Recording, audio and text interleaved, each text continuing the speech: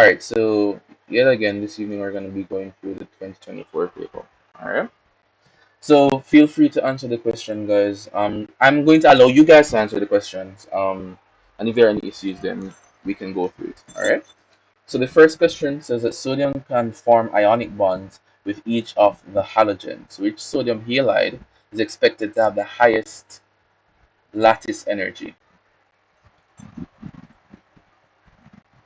Anyone? And then if you want to answer why, you can tell me why.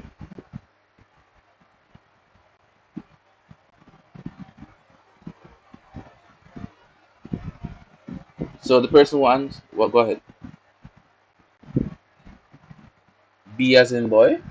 So sodium fluoride. All right, that's fine. So what's a trend that we're looking for here?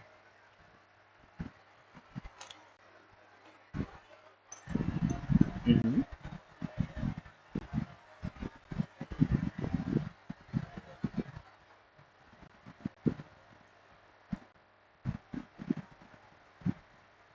So the smaller the size of the anion, the smaller the size of the halide. Lovely. That is very true. Right. So the lattice energy will decrease with increasing ionic radii of your anion. Right. So that's one thing that we need to remember.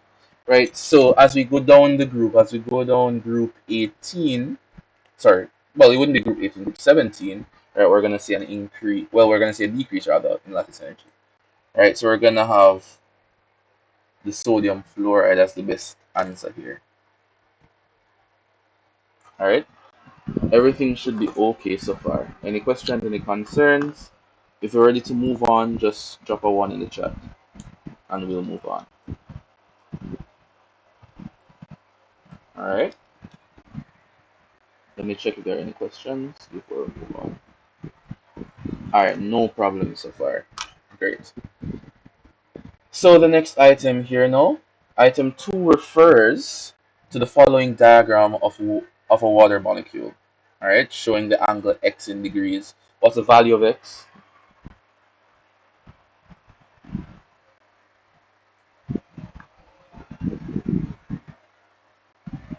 What is the value of x?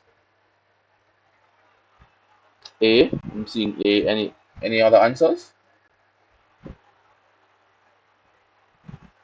What is the Vespa shape of a water molecule?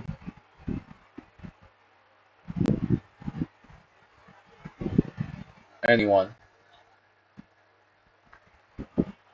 Bent, right? It's bent or V-shaped or non-linear. Any of those three terms. All right. So a non-linear molecule should have a specific bond angle really and truly, right? But we know that water specifically has a unique bond angle due to the lovely electronic interferences, right, of our oxygen and our hydrogens. All right. So as we answer, just let me know if there are any issues. All right. Which of the following electronic configurations describe the copper 1 ion? So which describes the copper 1 ion? A. All right, lovely. Why A?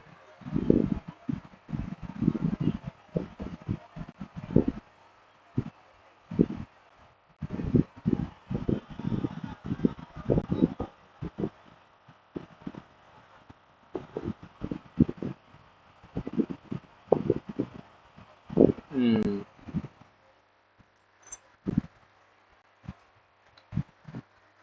Mm-hmm. All right.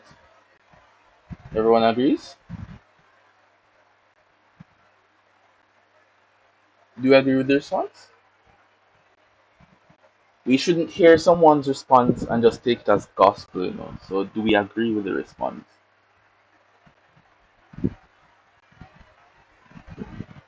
So she stated that the EC would be an argon core with 3d10 force 1, and then we lose an electron from the force orbital, giving us 3d10.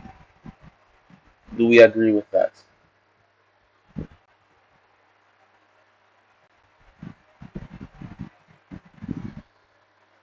No consensus? Go ahead. Okay, Daniel, just. Mhm. Mhm.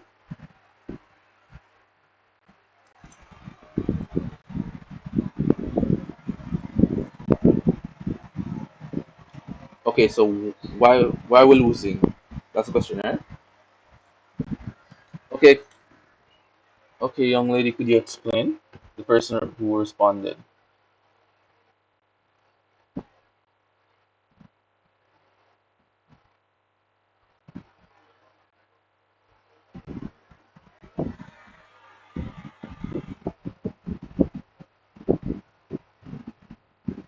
Mm, well, sure, yeah.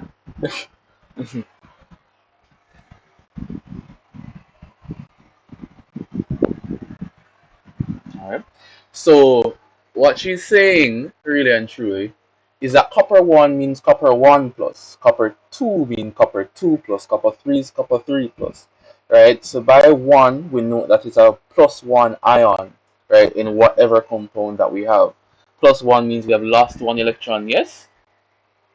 Therefore, we know, well, knowing that in electronic configurations we would lose an electron from the 4s orbital, she's saying that we dismissed that electron in the 4s there, remaining with Ar 3d10.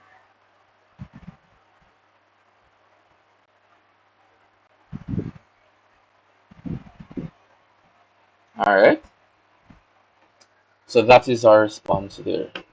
Lovely. Next question, are there any issues there? Drop a 1 in the chat if we're ready to move on. If there are no issues and you're clear, just drop a 1 to let me know that everything is good and we can move on. Alright, so Daniel is fine. Cornelia is fine. Alright, that's fine. So let's look at this now. We are looking at some enthalpies of hydration and lattice energies. So the enthalpy of solution of sodium chloride in this case would be what? What would be the enthalpy of solution?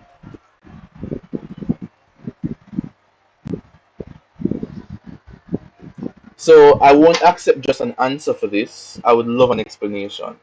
Go ahead. Mm-hmm.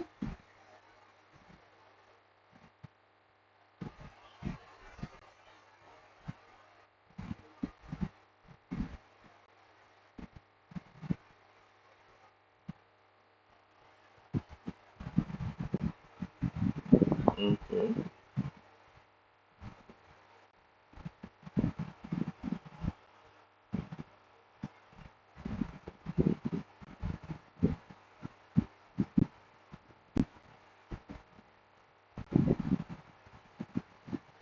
Positive 4. Okay. All right. So seems like we'll have a winner here. Right? So that the hydration enthalpy, right? We know that that's the enthalpy change, right, corresponding to 1 mole of gaseous ions being dissolved in sufficient amounts of water, right, to give an infinitely dilute solution. That is the true definition, right? So the solution must be infinitely dilute. But hydration energies are always negative. That's one thing we need to note, and lattice energies tend to be positive, right? The enthalpy of solution, right, is then equal to the enthalpy of hydration minus the lattice energy, right? So it'd be the enthalpy of hydration minus the lattice energy. So which enthalpy of hydration do we use? Do we add our enthalpies of hydration then minus that from our lattice energy? That's a question.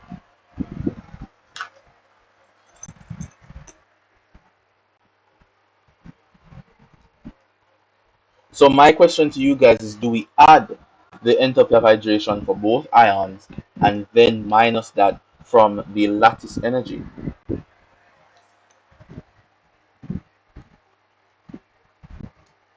So the person who responded, you can go ahead if you would like to.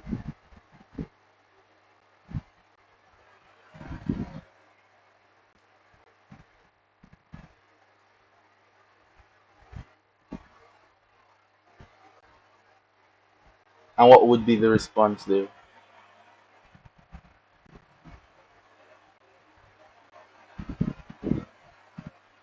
positive 4. Alrighty. So we're adding these two here. So we're adding 406, right, and 377, and we're gonna be minusing that from 787. Alright, one moment. Let me just see that real quick.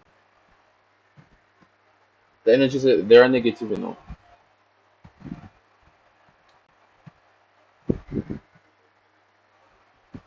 Let's get a hand from my calculator. So everybody is getting positive 4?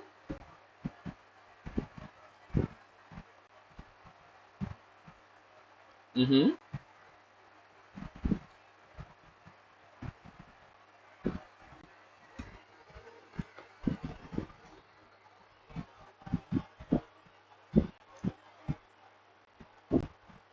Mm-hmm.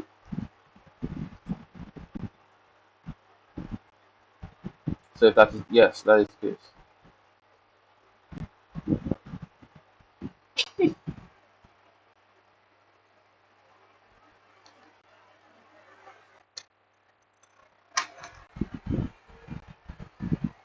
Mm-hmm. Mm-hmm. That's interesting.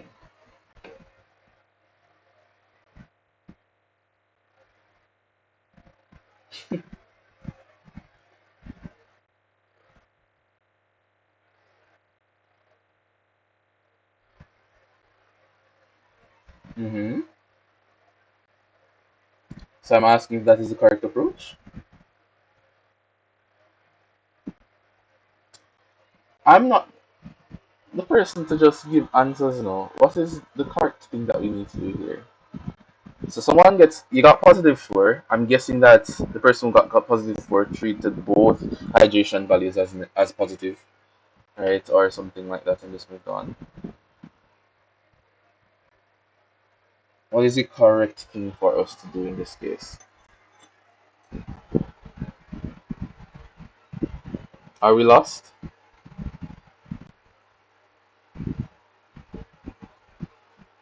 Yeah, I lost it early, you know. Yeah, I lost it early. Okay,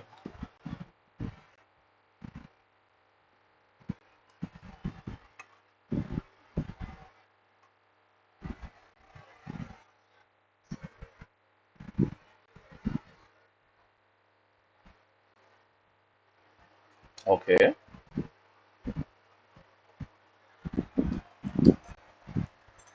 Alright, so remind us of what we need to do. What is the formula that we're using? Let me get it onto the screen real quick.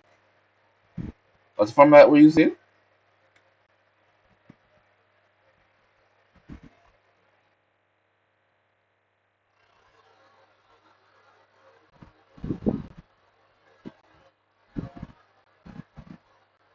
Mm-hmm. Is equal to the delta H lat. Oh my gosh, this is not writing properly. Alright. Minus what we said, no, minus the enthalpy of hydration.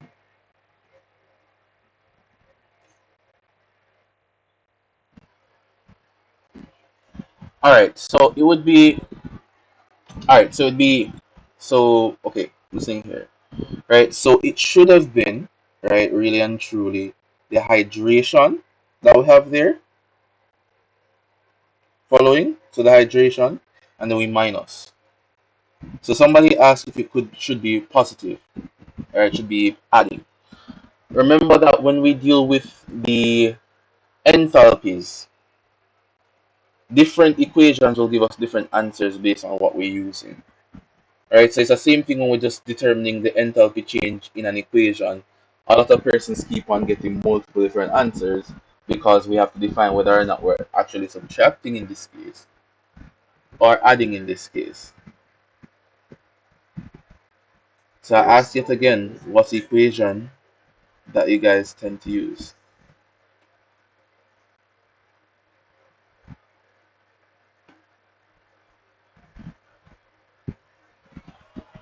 Alright, so let me slow it down a bit and see if I can go through the relationship between these two variables real quick. Alright, so the enthalpy of hydration is going to be equal to the lattice energy, right?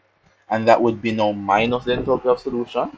Let me just get this down. That would mean now that the enthalpy of solution, are you guys seeing writing on the screen?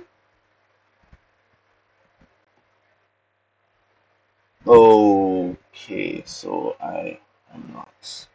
Alright, so okay, now it's moving. Alright, so the enthalpy of hydration, right? That is the equation that I know it from. And based off of that equation, if I were to transpose, we're going to get enthalpy of solution, right? That would be now equal to the enthalpy or the lattice enthalpy, right?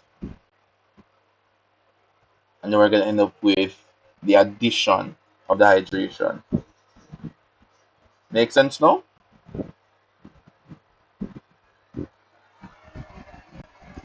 So what would that give us?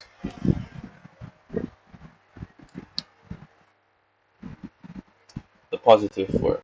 Alright? So we end up with something like that.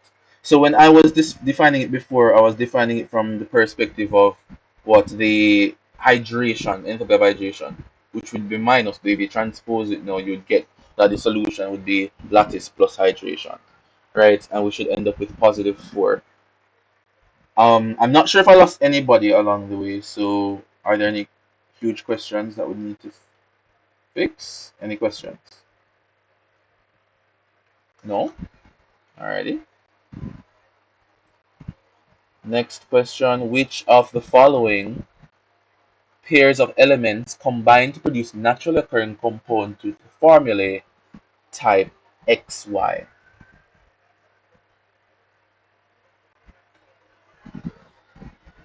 C. So we're seeing magnesium and sulfur. So we see that magnesium sulfate will give us XY. Alright. Magnesium is a binary cation or the second order cation. It is 2 plus. And sulfur would give us a 2 negative, right? Second order anion, right? So we're gonna have 2 plus and 2 negative. That would be magnesium sulfate. That would give us that, right? And sodium sulfate would actually give us N2S, sodium and nitrogen. That would be an interesting pair depending on the state that we're looking at.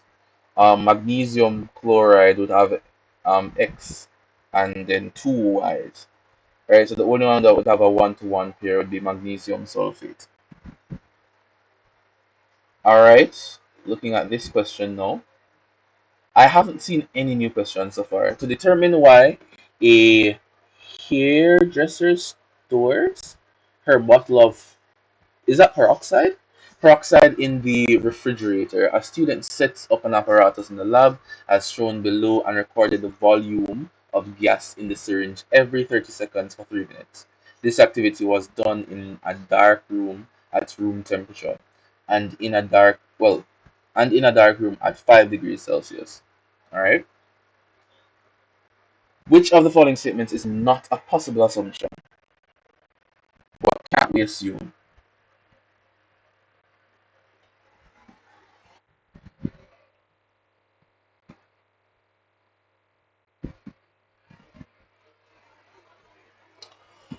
Well, okay, so you're thinking of it from that perspective, right? I've never thought about this question from that perspective, right? But that's an interesting perspective.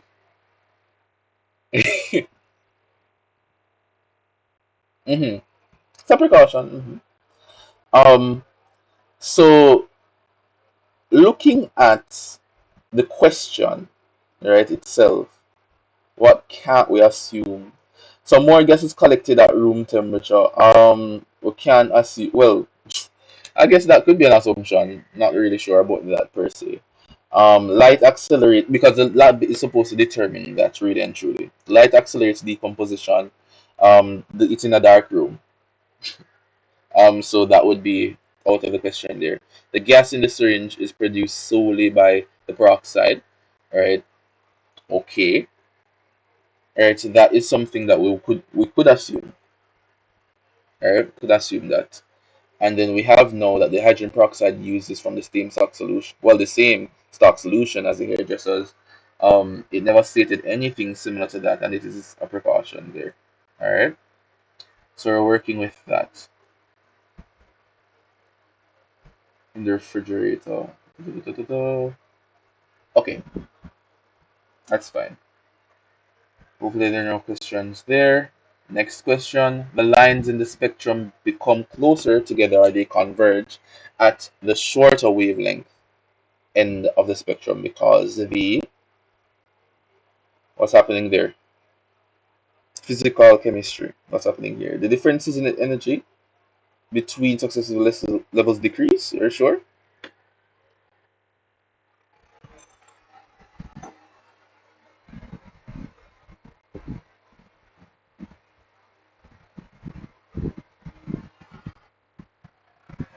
Well, hold on. My apologies. Can you just let her finish real quick? Mm-hmm. Mm-hmm. Mm-hmm.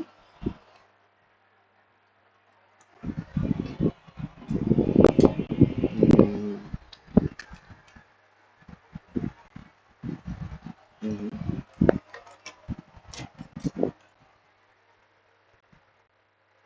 The energy?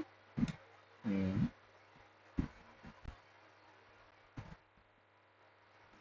All right. So I can see where you're going, you know. You're in the right direction, you're on the right path, you're in the right hemisphere at least. Right? But it's just putting the thoughts together. Alright, anyone would like to assist her? That was a very bony explanation. Somebody would like to put on more meat onto that. Let's fix up that explanation.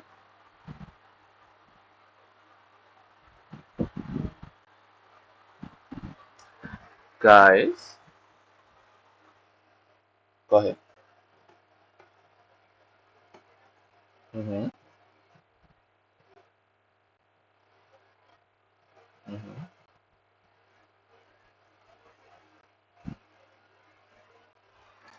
Are you asking? Or are you telling? Okay. No, man, go ahead.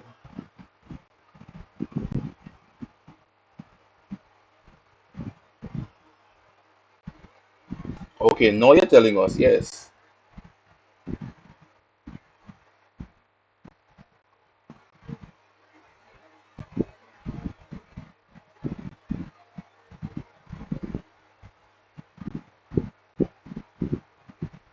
Okay.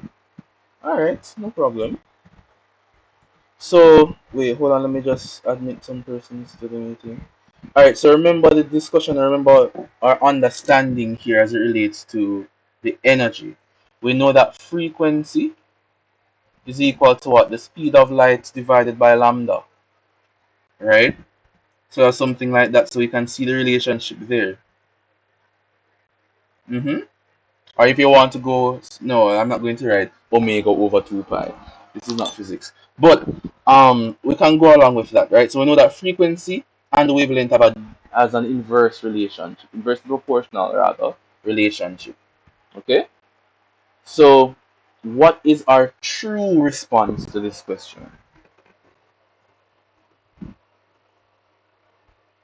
We're seeing that the lines, remember that the wavelength increases going into this direction, lambda increases, right? So at smaller wavelengths, right, the energy levels are closer together within the atom, right? So we're going into the chemical perspective of this. So it's closer together in the atom, right? As we move further and further away from the nucleus, right, you require more and more energy to be liberated to that energy level, meaning the energy difference between one energy level and the other will increase as we move further and further away from the nucleus. All right. So we're seeing, right? So, well, the question. Let's go back to the question. The lines in the spectrum become closer together. They converge at a shorter wavelength end of the spectrum because what?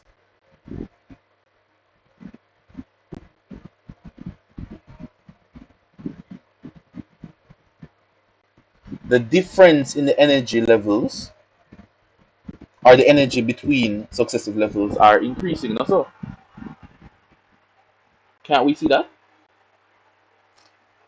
The energy difference between one, let's call this 1 and 2. Well, 1, 2, 3, and 4. So that's 1, there's 2, there's 3, there's 4, there's 5, and there's 6, right? N equal 1, N equal 2. So the principal energy level, well, the principal quantum numbers. That is what we're talking about, right? So the difference between 1 and 2 is smaller than the difference between 2 and 3, which is smaller than the difference between 3 and 4, etc. Right? So we're seeing that the differences in energy level between, or the differences between successive energy levels rather, are increasing, right? And if they're increasing, we would note that if we look in the opposite direction when they're getting closer, right, we should know that the energy levels should converge, all right? So we're looking at C as the best plausible answer. Are there any questions or concerns as it relates to that? Remember, you guys can speak freely. Go ahead. But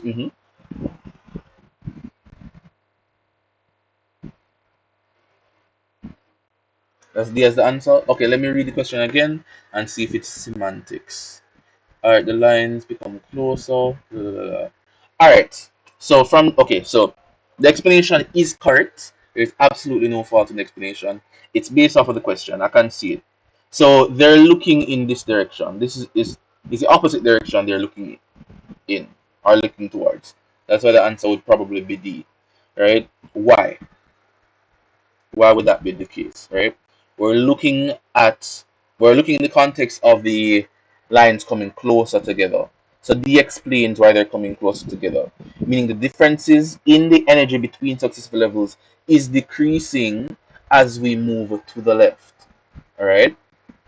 So that is what we're looking at. So I could understand why D would be the most plausible answer here. All right. So they're asking for an explanation why, well, the explanation for the convergence, which is fine. Okay? Any issues there?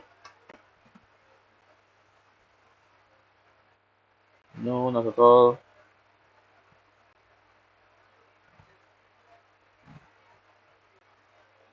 So Ruth, Ricardo, Danielle. Alrighty. So the shape of the complex ion here. What is the name of that complex ion, by the way?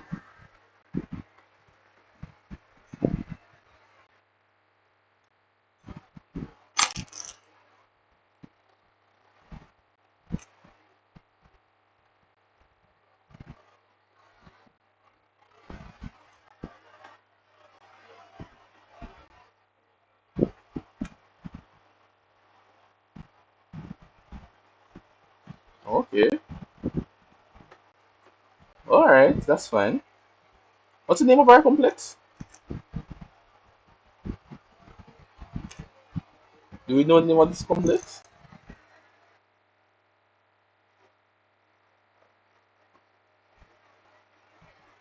And that is fine. It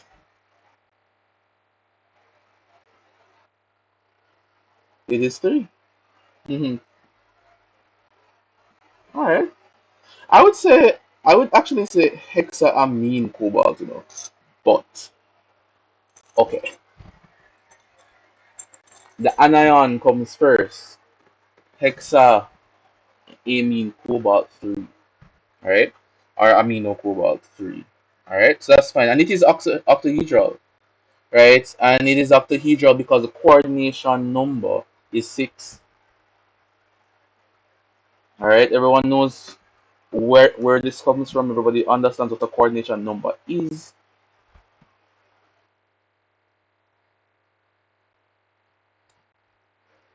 What do you mean you haven't? Alright, so should we? Okay, we're not gonna stop here, right? But let me note that, alright? After we finish this paper, we're going through complex ions, alright? So that's fine. So this is fine. Alright, so which or what is the activation energy of the reverse reaction here? What is the response here? Okay. What type of reaction is this?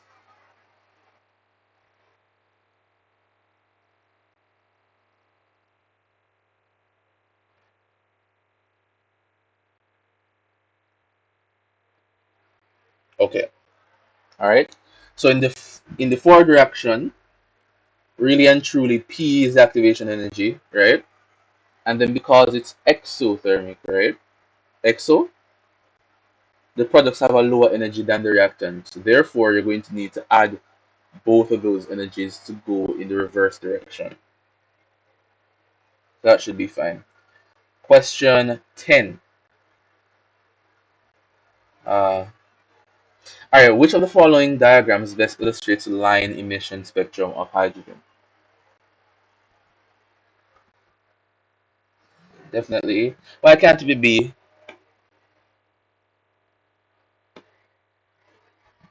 Gamma? Okay.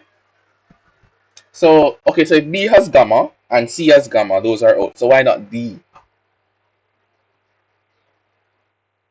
Mm-hmm.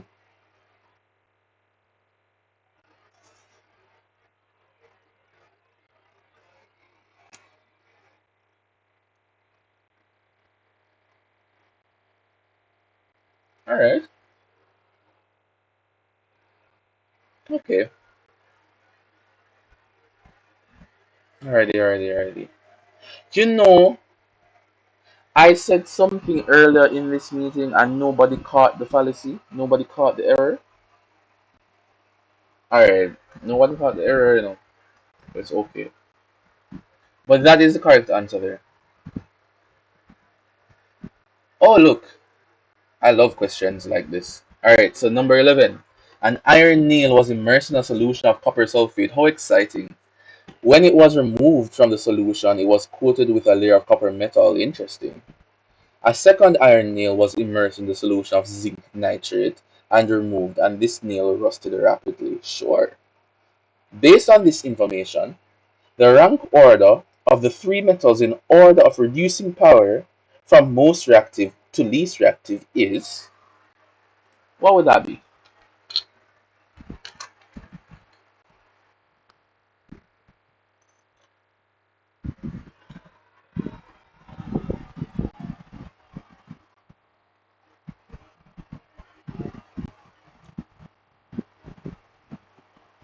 Okay, so alright, that's fine. Elimination. Process of elimination. Anyone else? Okay. Mm-hmm. Mm-hmm.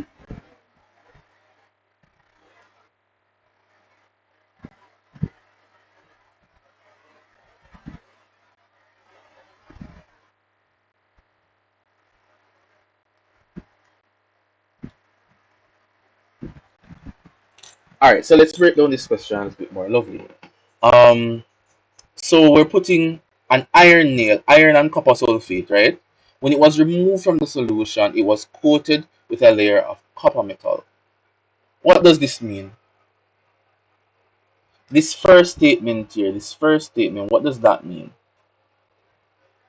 We put the iron in copper sulfate, and then we see that the nail is now coated with copper. What does that mean? Who displaced who?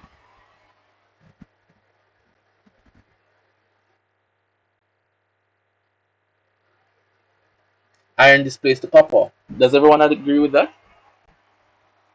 I mean, yes. Alright? So we have that there. So the iron displays the copper. So that's the first part of our answer, right? So we know that what? Which one is more reactive then? The iron. Lovely. Alright? And then we're looking at this now. The second iron nail was immersed in a solution of zinc nitrate and it rapidly rusted. So who is displacing who?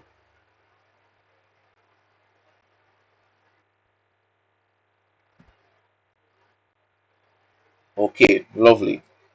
So what's the reducing power here now? Was a higher reducing power. So we understand that. So iron displays the copper, and then in the other case, down zinc displays iron. Fine.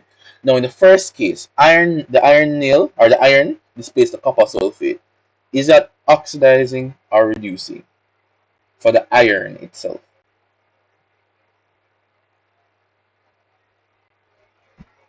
What's happening here? Is it a reductive process? It's an oxidative I mean, it's a redox process in really and truly. But what is happening there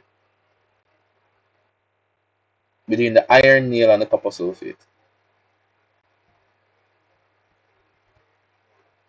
What is the product of that mixture or that reaction?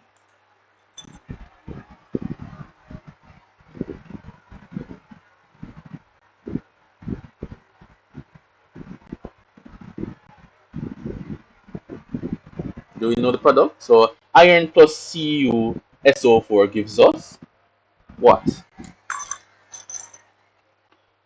Okay, let's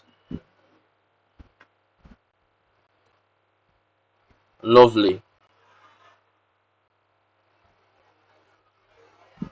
Alright, so CuSO4, and this is A plus of course.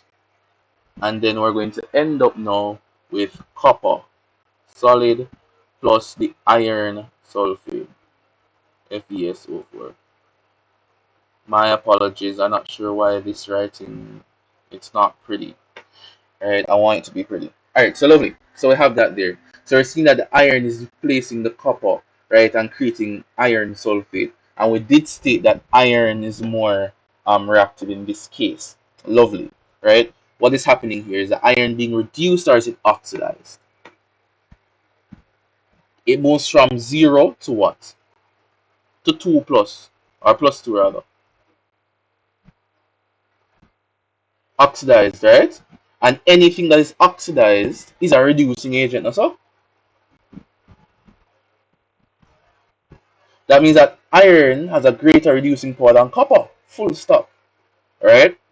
That means that if we know that zinc is the most reactive and copper is more reductive than copper, well, iron is more reductive than copper, then D is the answer. Alright? So moving through with that now. Any questions or concerns before we move on?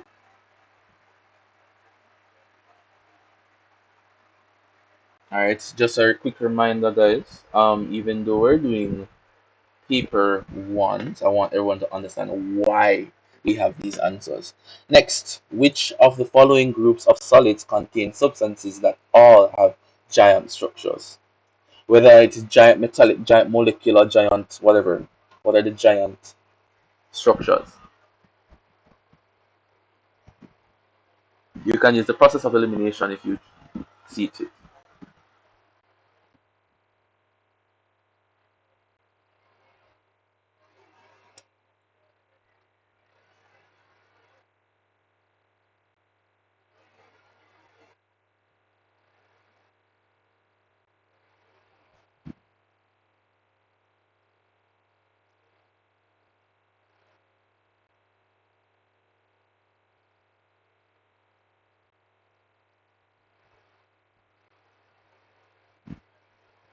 Okay. Any objections? Any objections at all? At all?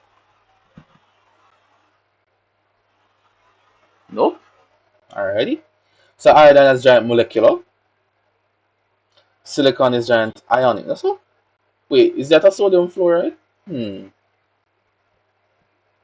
Is sodium fluoride possessing a well, does sodium fluoride possess a giant structure?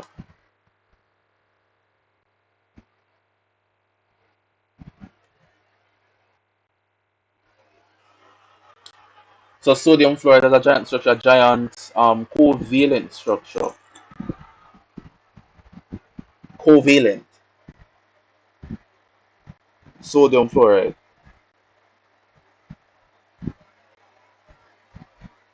Covalent.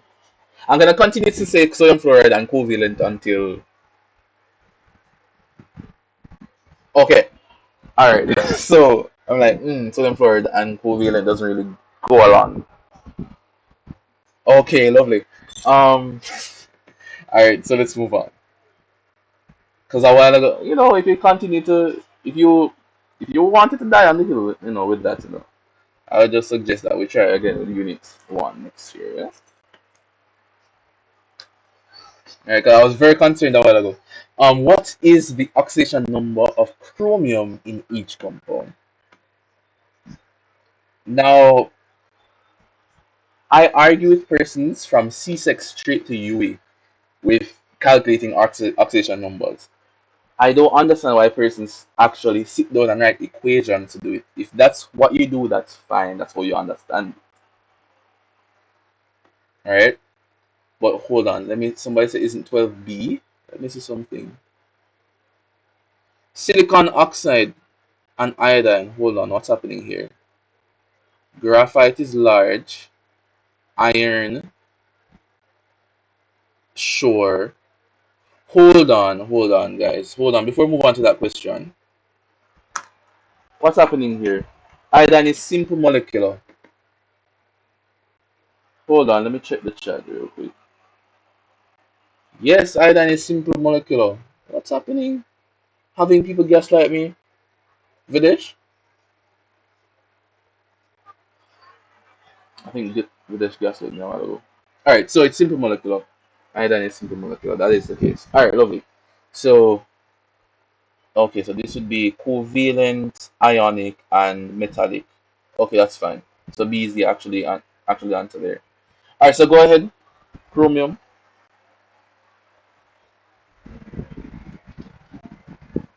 So we have chromium trioxide there, and then we have a sodium chromate, and then we have a dichromate ion. Alright? So what's happening here? What is the charge of, well, the oxidation number of chromium in dichromate? Anyone? What? Yes. Right? So yes it is, right? So since there are two chromium ion, two chromium atoms, then that would be positive 6, right? So that means that D cannot be the answer. Okay. So what would be the case for the the sodium chromate? Positive 6? Are we sure it's positive 6? If it's positive 6, then B cannot be the answer. Lovely. And chromium is a cation or anion. Which one? Okay, lovely. Okay, because so C is the answer. Alrighty. Alright, the second ionization energy for calcium is 1150 kilojoules per mole. Such a fascinating bit of information. Which of the following equations represent this statement? The second ionization energy. Okay, would that be A? Let's see. Um, so second ionization energy, it implies that we're moving from an ion to another ion, right? Because we already ionized once. Therefore, B is out and D is out. Alright? Which is fine. Is ionization energy positive or negative? What is ionization energy? Can somebody give me a full definition?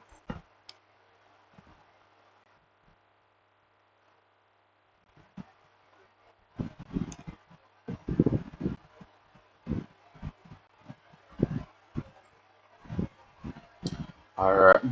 Okay. So yeah, no, I mean that's fine. I just heard the depression ramping up a while ago. No, it's fine. Right. But the definition that I had from Unit 1 was that the ionization energy is the energy required to remove 1 mole of electrons from 1 mole of gaseous atoms to produce 1 mole of gaseous ions. Right? So that is the case. That is true. You are correct. Right? Now, is ionization energy endothermic or exothermic?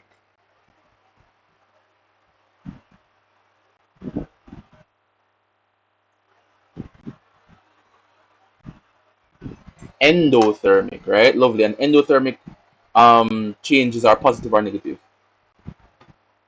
Alrighty, lovely. That means that A is our answer. Alright. Copper 2 nitrate, right? So this is the copper 2 ion that we're talking about. Decomposes according to the following equation here. So what is the volume of the copper 4 oxide formed? Sorry, nitrogen 4 oxide formed when 18.8 grams of copper 2 nitrate is heated to constant mass at RTP. What is happening there?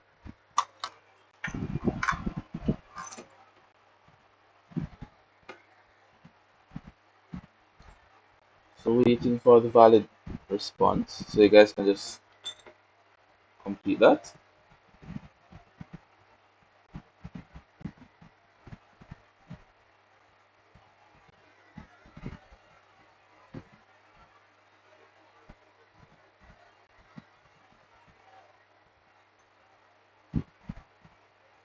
Once you're done, let me know.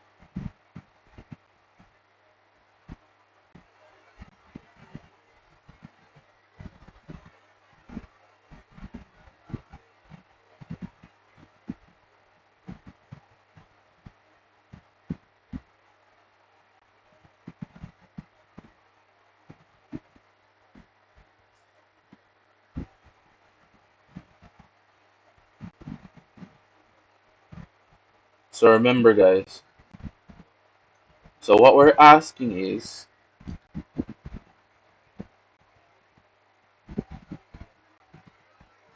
we're asking the fact that copper nitrate decomposes according to the equation. 2 copper nitrate gives us 2 copper oxide plus 4 nitrogen dioxide plus 1 mole of oxygen gas, right?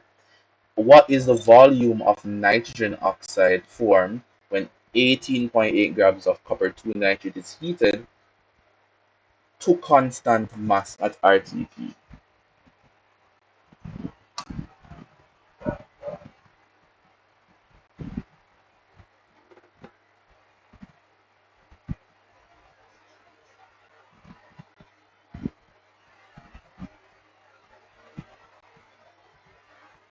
All right. So anybody has any ideas so far?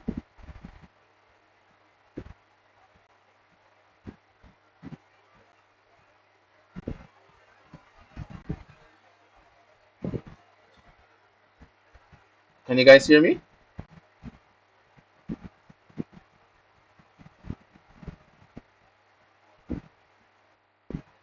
Okay. So alrighty. So what's happening?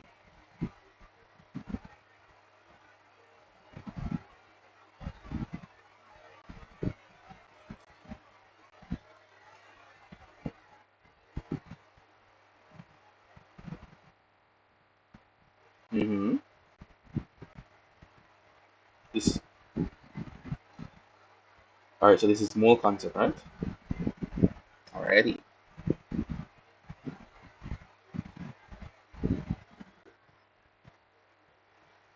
Mm-hmm.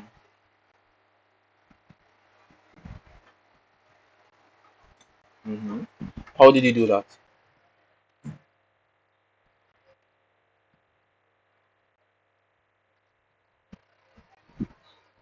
Yeah, 188.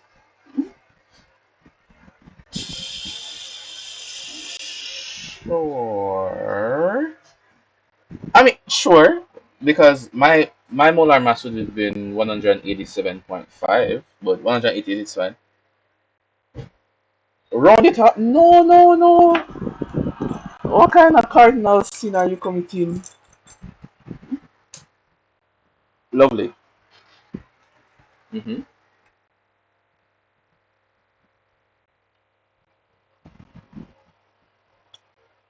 All right, so we're saying that we take that, we divide it by 187.5, and then that would give us now the 0. What? 0.1?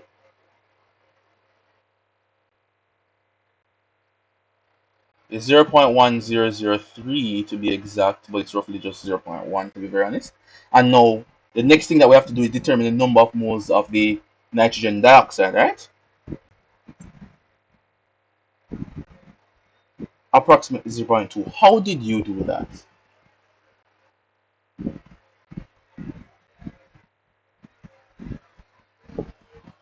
Mm-hmm.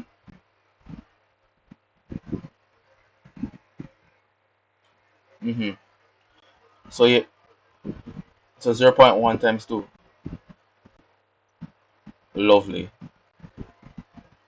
Alright, not same old concept isn't that hard. The next thing we're called to do now is calculate the volume at RTP. How do we do that?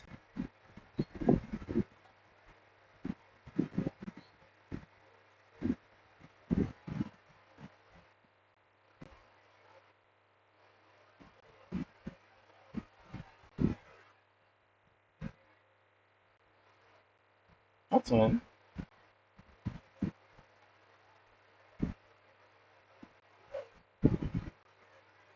Hmm? What do we do to convert it? Or to figure out the volume?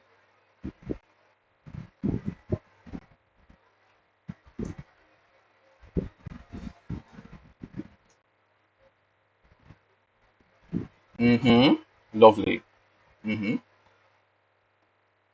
Mm-hmm. Yes. And you'll end up with 4.81. Lovely. That is beautiful. Alright. So the first thing that we do, go ahead. Ask the question. I think I heard somebody raise their hand.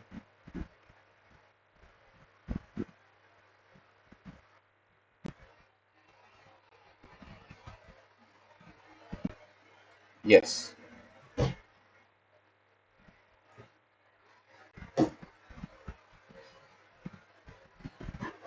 Yes. Alright. So for the persons in the back that are screaming right now and do want to unmute the mic and ask question. So the first thing we do is calculate the molar mass of copper nitrate, right? Copper is 63.5. 63.5. We know that nitrogen is 14 and we know that oxygen is 16 from at all the time. Alright. So that should give us 187.5. And in order to find the number of moles, we will take the mass divided by the molar mass, which will give us 0.1003. Alright. Then we must determine the number of moles produced using a mole ratio, which is a 1 to 2 ratio. So it times that initial value by 2 to get 0.2, roughly 0.2, right? And then we'll end up calculating the volume at RTP, which will be volume is equal to the moles times the molar volume at RTP, which is 24 decimeter cube per mole. All right, and we will end up now with 4.81 for our answer, dm cube for our answer. All right, hopefully everything here makes sense. Let's move on. Okay, so this is a new question because I've never seen this before in my entire life. You noticed actually. All right, lovely. So question 16. We have a lovely diagram here of an electrochemical cell. Um, I'm probably going to shed a few tears because I haven't seen one of these so simple in a long time. All right, lovely. So we understand what's happening here, right? We understand what's happening here vaguely. All right. So what's all right to the previous question? All right, no problem. Uh,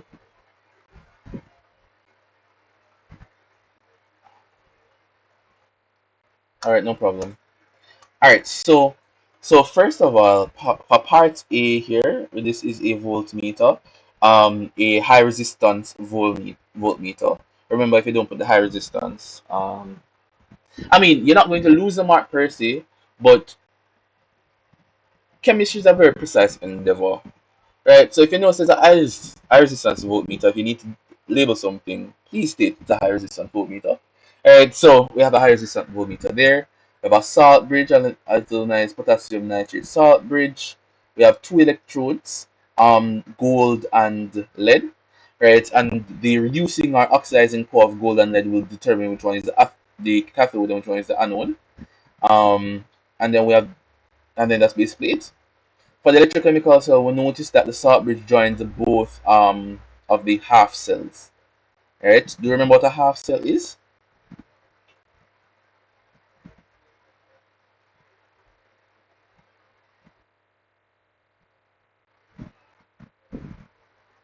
Which is fine. Could anybody assist then? What's a half cell?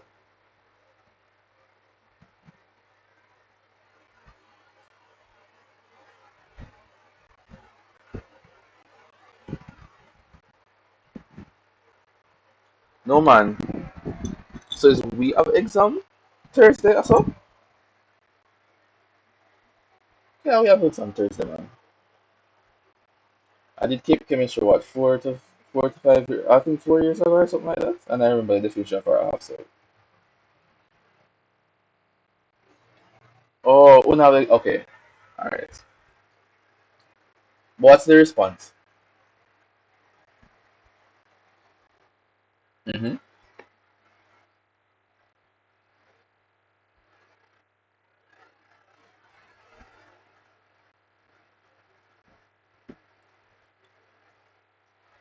Yes, that is the identification of it. Lovely. True, true, true, true, true. Can't be more true than that, alright? But what is a half cell? A half cell would speak to an elect. Go ahead.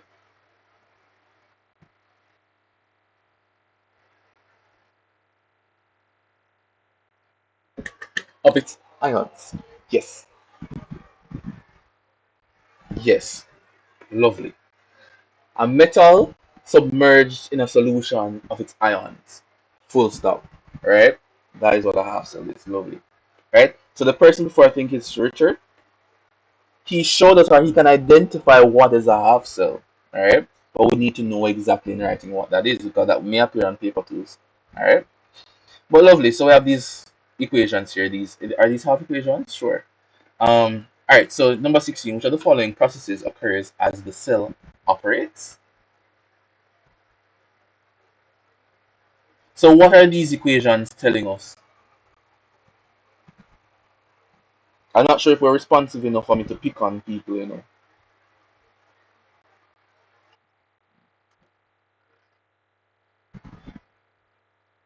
Yes, the half cell reactions. That is true. Right? So but what does this tell us though? We must not look simply, we must see through the facade to see what's happening. Go ahead. Mm-hmm.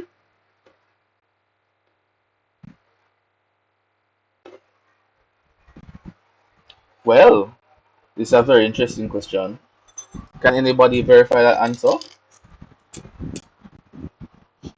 Yes. Mm-hmm.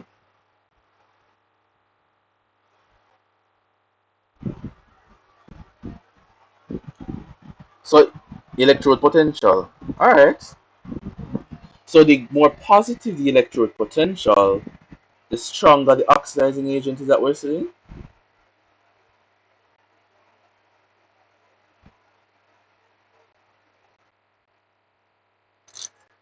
That um cell potential, electrode potential, cell potential, basically the same thing. Well, two different things technically, right? Technically, two different things. But in this case, theoretically similar. Alright, but let me not make any blanket statements. My apologies. Right? But in this case, electrode potential, right, is directly proportional to a metal's oxidizing ability. So the stronger the oxidizing agent, the more positive the electrode potential. Right? So this means that gold is a better oxidizing agent than lead. Right? That is what we'll say.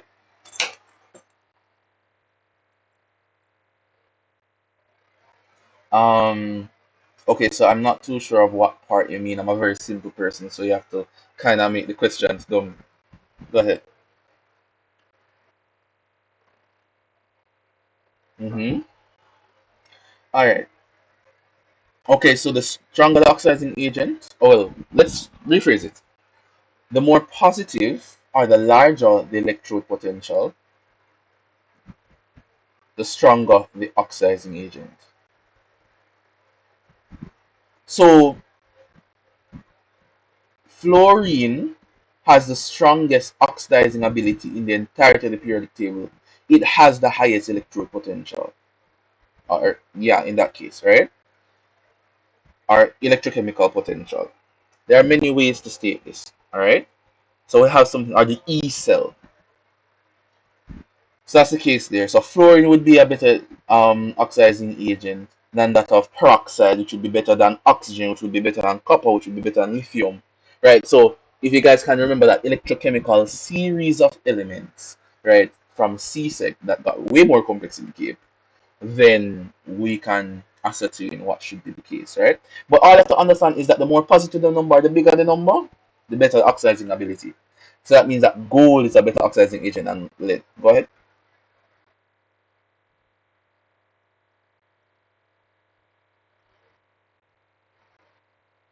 Mm-hmm.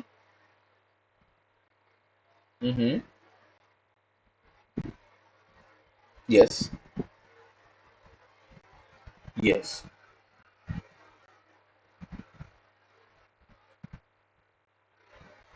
And that is exactly how you should reason it. That is it. Well, that is a way to explain it. All right. But heads up, this is module two. It's not module three. Remember, the first 15 questions would be basically module one content. The so 45, right? So it's split up. So the first couple questions is module one, second couple questions is module two, and then module three starts a bit down. All right. So we understand the concepts here now. So which one of the following processes occurs as the cell operates? So what is true now for the cell? The nitrate will migrate towards a lead half cell, and the lead is reduced. Is that true?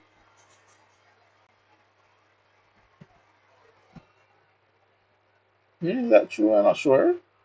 Is that true?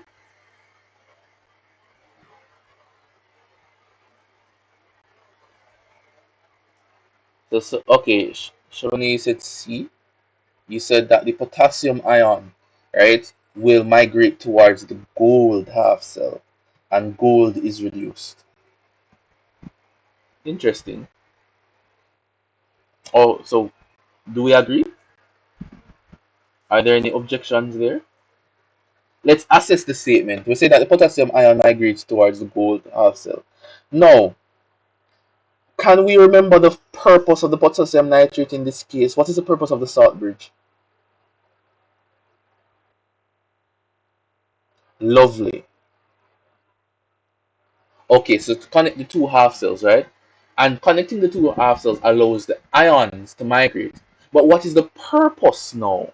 What's the true purpose? Maintaining neutrality. Lovely, right? So we connect the two half cells to maintain neutrality. It needs to be electrically neutral to allow the flow of electrons to continue. Once the salt bridge is broken, right, then what we're going to do is discharge, and then that is it. But we want it to be a continuous cycle, so we have a salt bridge there. These two solutions must remain electrically neutral. Lovely. So we know the purpose of the salt bridge, and we know that gold is better oxidizing, or is a better oxidizing agent than lead. So what is the true response here? So if gold is better oxidizing, that means that gold is reduced. Not true.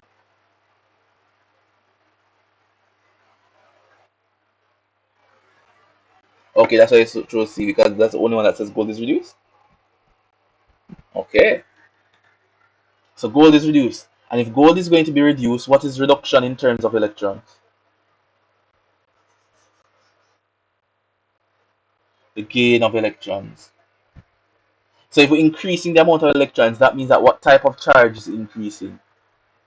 Negative charge. Now, so more electrons mean more negative. Lovely. So that means that the positive potassium ion would migrate towards the gold. Not true. All right.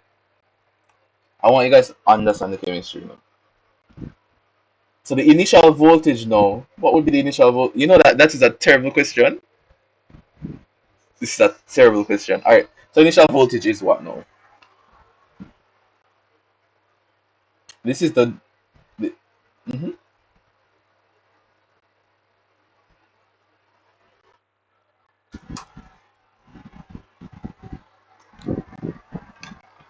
Well, you seem like you're asking. So I'm gonna wait until you tell me something and then we can correct.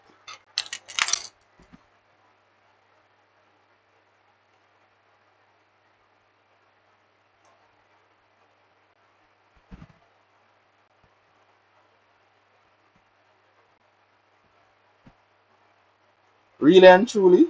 Wait, does this question appear anywhere else?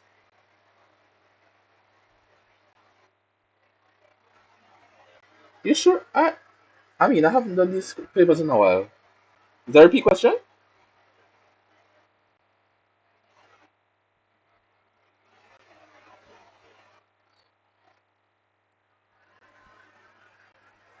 Cathode minus anode. All right, lovely. So what is cathode minus anode?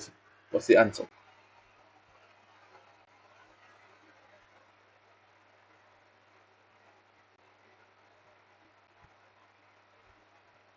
I'm not looking in the chat now. All right, so let me have a look over in the chat to see what your response is. What's the answer? So it's a cathode minus anode. So first of all, which one is the cathode? Which one is the anode? Let's answer that first for the persons in the back. Which one is the cathode and which one is the anode?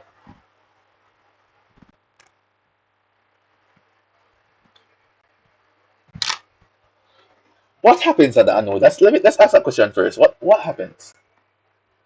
So the anode is reduced. Reduced, lovely.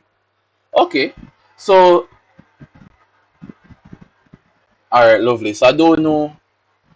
So I don't know if you guys. Okay, so going through chemistry, I had to learn all this chemistry by myself, right? So I started to see patterns. Every single electrochemical cell, without a doubt, that chemistry unit one has ever given follows its ABCs, right? Anode, bridge, cathode. It's always ABC, anode, bridge, cathode, right? So anode is always on the left, then the bridge is in the middle, and the cathode is on the right. It has never broken from that. I will not necessarily promote using ABC to remember anode, bridge, cathode, right? Really and truly, because you need to understand that they can switch it around at any moment they wish, per se. But they have always followed anode, then the bridge, then the cathode. So the anode, right, would be the gold. And what is the equation that we're looking for again? The the, the cathode minus the anode. And for the cathode, we have 0.13, right? Well, negative 0.13.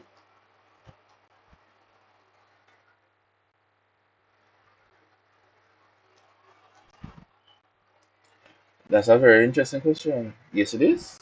Well, it won't be negative in this case. It's positive. So what's the answer?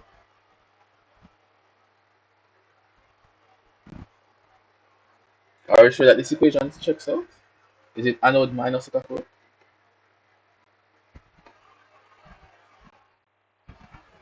Cathode minus anode. Alright, does everybody agree with that? Can anybody verify anode minus, well, the cathode minus the anode? In that case, we'd get positive 1.63. So we're saying that it is the cathode minus the anode. And because the anode will always be negative, ah boy, I can't spell it now, I don't major in English. We're gonna end up with something like this. It will always be negative anode. Alright, so in that case, we're going to get positive 1.63. To be very honest, I cannot remember receiving a question like this. And that's because I haven't done this in a while, I guess. Alright, 18. The direction of electron flow is from. Go ahead. Is there.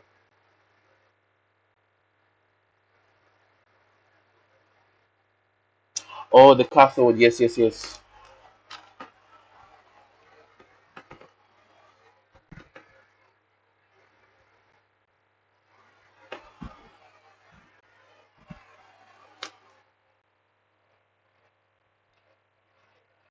Mm-hmm.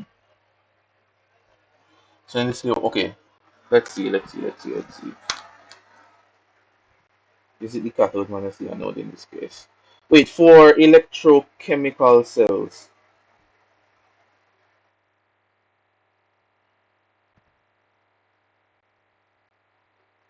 Mm-hmm.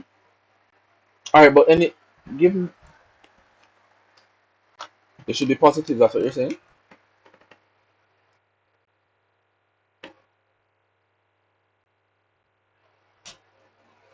Alright, hold on, let me check something real quick. Alright, hold on, let me write down my cell equation on a sheet of paper and start figuring it out from there. One moment, please. My apologies, let me combine these equations real quick. This happens when you get too rusty for the subject AUS. I know we have the PB plus APS, 2 electrons there. Okay, so the answer here is 1503. Alright, the equation.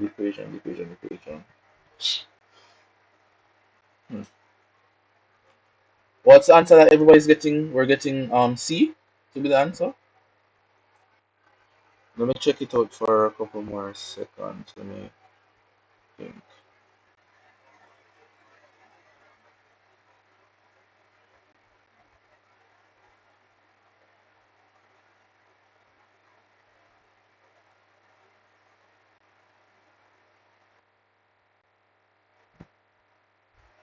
Cathode minus the anode.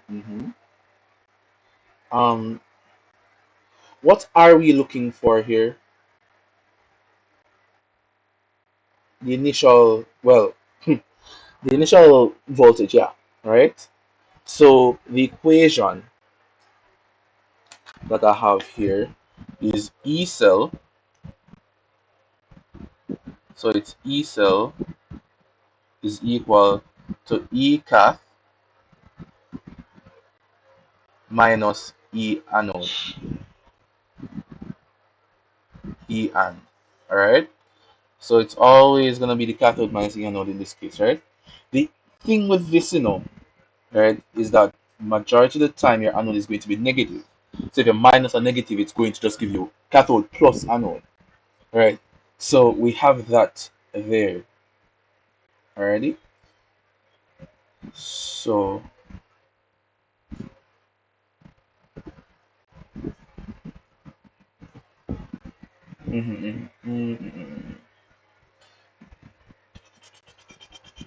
gold is oh, guys, come on, man. All right, so hold on. First of all, let's look at this with our brains. All right. So guys, just put your thinking caps on. So what do we see happens at an anode?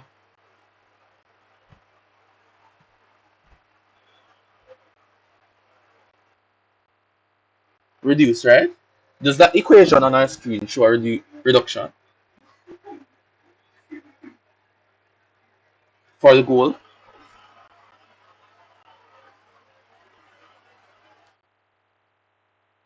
Lovely. What is happening at the cathode?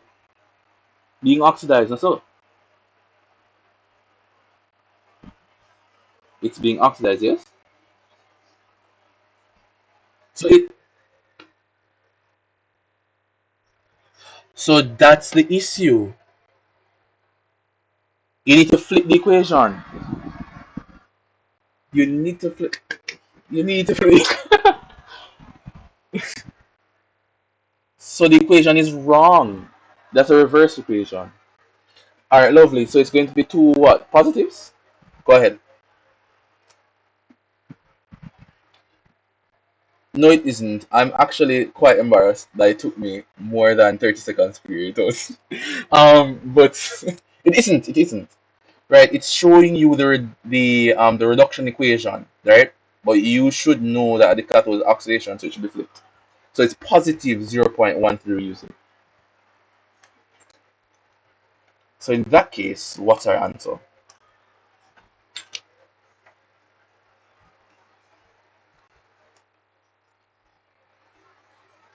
Hold on.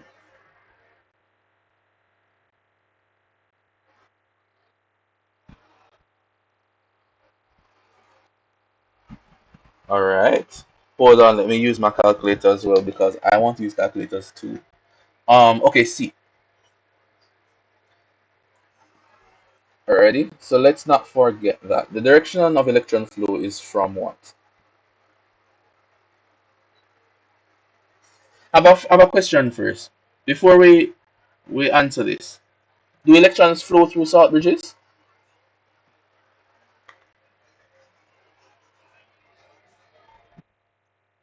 Do elect? I was asking if electrons flow through salt bridges. No. All right. So those are out. So if at the gold we're reducing, right, and at the lead we're oxidizing, what's the flow of electrons? From lead to gold, not true?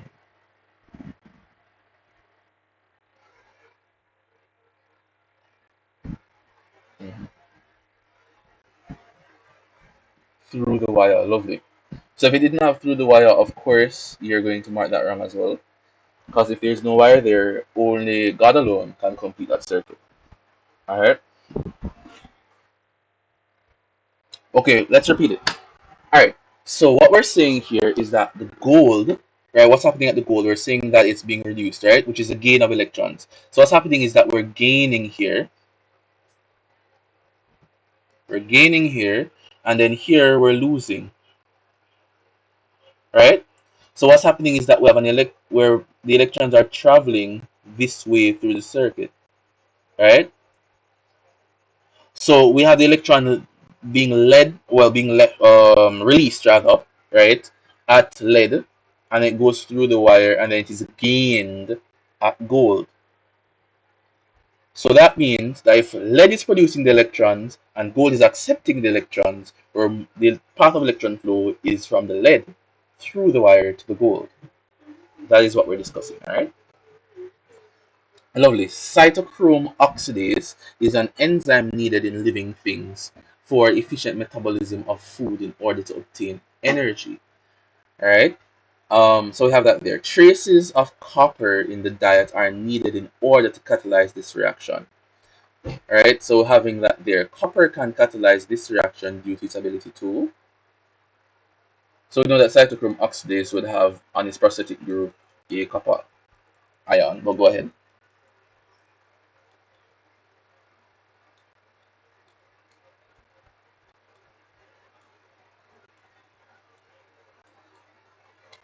guys. A. Okay. That's one response. Is it the correct response? Who knows? B.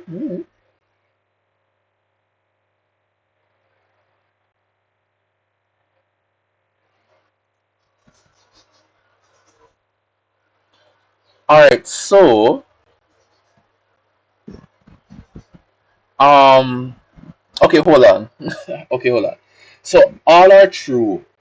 Every single one of these are most definitely true about copper, right? Um, D is really and truly correct from the concept of like hemoglobin, all right? But well, not hemoglobin. Well, I mean a different type of hemoglobin. So it's all correct, right? But in this specific case, what is the property of copper that we're seeing? That's what we're trying to figure out. So like all of them can be true for different transition elements, right? But what's specifically happening? So we're saying that cytochrome oxidase is an enzyme needed in living things for metabolism, right? Traces of copper in the diet are needed in order to catalyze this reaction.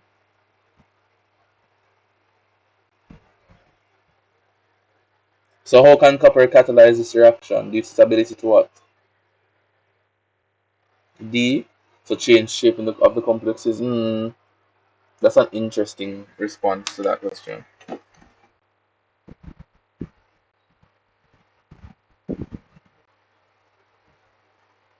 All right.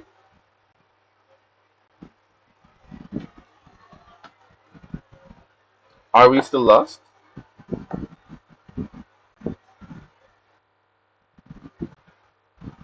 Mm-hmm.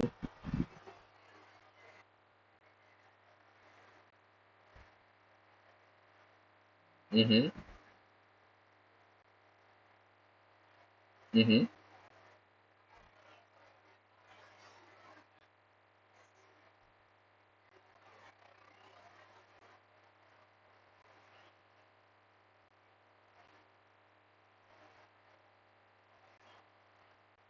Mm-hmm. With this geometry. All right. This question is interesting, you know. I understand that all metabolic reactions are redox reactions, by the way. Um, but uh, mhm, mhm,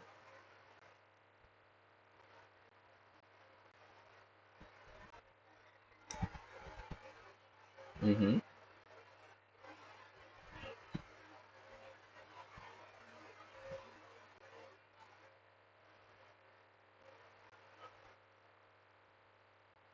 mhm. All right, so let. Oh, go ahead.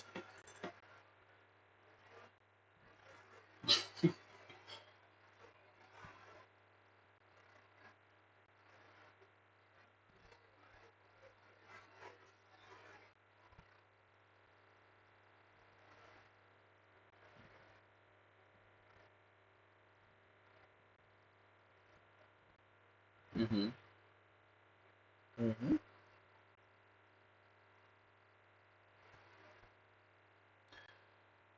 Well, okay, you are correct in your assumption, all right. But the key statement is that catalysts are not chemically changed at the end of the reaction, right? It doesn't necessarily mean that it can't change. Because in some reactions, the oxidation state of our atom or of our metal may change. Let's say that it starts at 1 plus. It can change through all of the different oxidation states if possible. But at the end of the reaction, it has returned to 1 plus. That is what that means. So let me just read through the question one more time. See if I can get this. Alright. So we're saying that cytochrome oxidase is an enzyme needed in living things for the efficient metabolism of food in order to obtain energy. Traces of copper in the diet are needed in order to catalyze this reaction. Copper can catalyze this reaction due to its ability to. Huh. So what are the answers? Let me see the chat.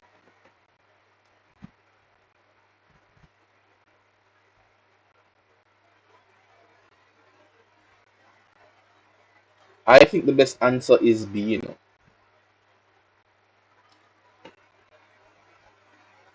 I'm really and truly pulling the personal preference card. Meaning that it would make sense that it is B, noting that it does return to its initial oxidation state at the end of its reaction.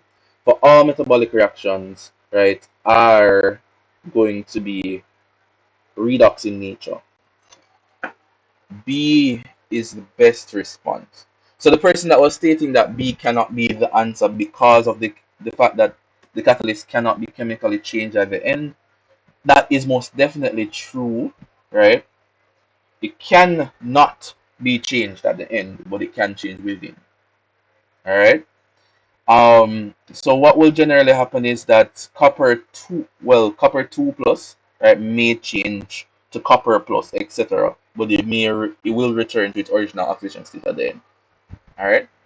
So for metabolism, right, it's going to almost always be the differences in oxidation states. The fact that it can change its oxidation state while remaining stable. All right.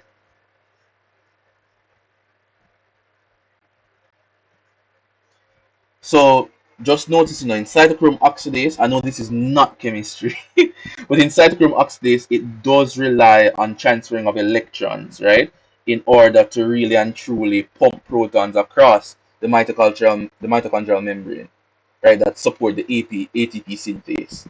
So cytochrome oxidase does use redox reactions, all right. So it would need something that can change its oxidation state. All right, number 20, a weak acid. Alright, no problem. A weak acid HX as its notation dissociates as follows.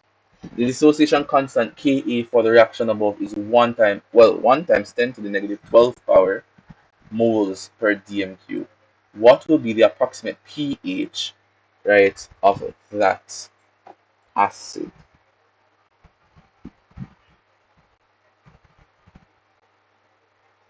So if the Ka is 1.0 times 10 to the negative 12 power, 7? Okay.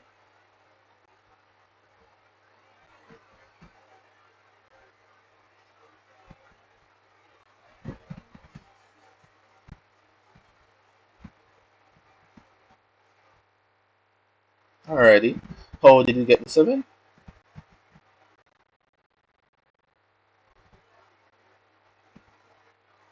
Mm-hmm.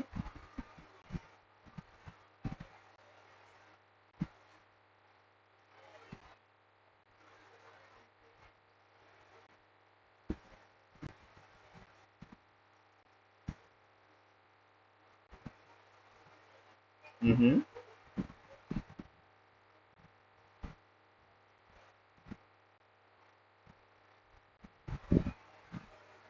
Mm-hmm.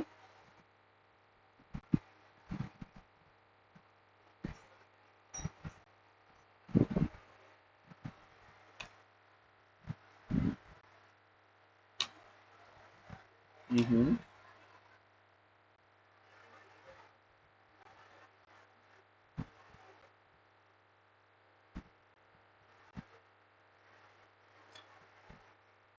Hmm. Question. Question. Not to put the chain of thought. What's the overall equation you're using? What's the overall equation you're using? Equals.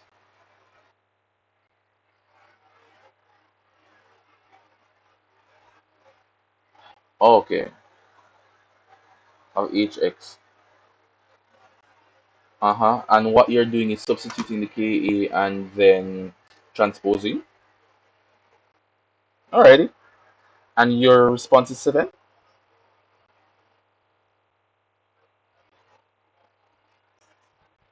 That's negative 12 here.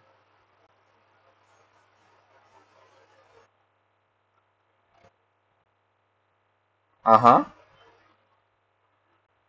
Mm-hmm.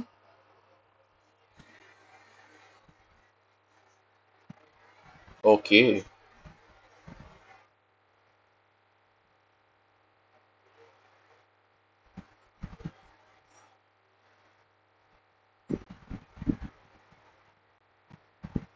Mm-hmm.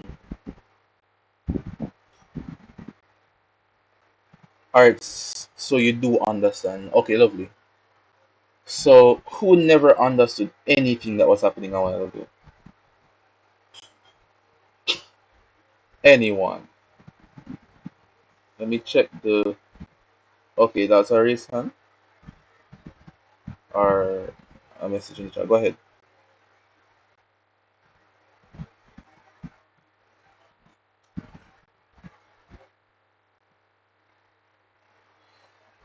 Wait, what implies that it's neutral? What are you talking about? Wait, what?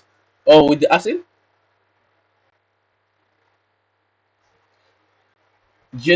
I don't think it. Yeah, sure. That's what that means. Yes, that's what that means. But yeah, it kind of off. It's kind of off. But it's probably an extremely weak acid. It's not noticeable. Difference is not noticeable. Probably it's really 6.8 something, I guess. All right, but remember, the first thing, right? So the question, so the process that she just stated is fine, right? What went across in my head is finding the pKa. So the first thing I would do is find the pKa and then plug it into an actual thing. So the pKa would be the negative log of the Ka, right? Of the Ka, and that would be equal to the pKa, right? Number two, right? The next thing I would do is really and truly find the log of the concentration of the acid, right? And then I will plug it into an equation. So the equation that I would use, right? I'm not sure if you guys used in K, right? The equation that I would use, let me just write the equation here, would be half pKa minus the log, right? Log base 10 of the acid concentration. That's what I would use. and it's going to be roughly equal to that. So I'd find the pKa, right, generally that we're using, and then just minus from there. Minus it from the log of the acid concentration there. Alright? That's what I would do. So you're gonna get half of 12 minus, well, not half of 12, but you're going to end up with something like 12 and negative 2. So you're gonna get half of 12 minus negative 2, which would be half of 14, which would be 0, or which would be 7 rather. Alright? So that's what I would do.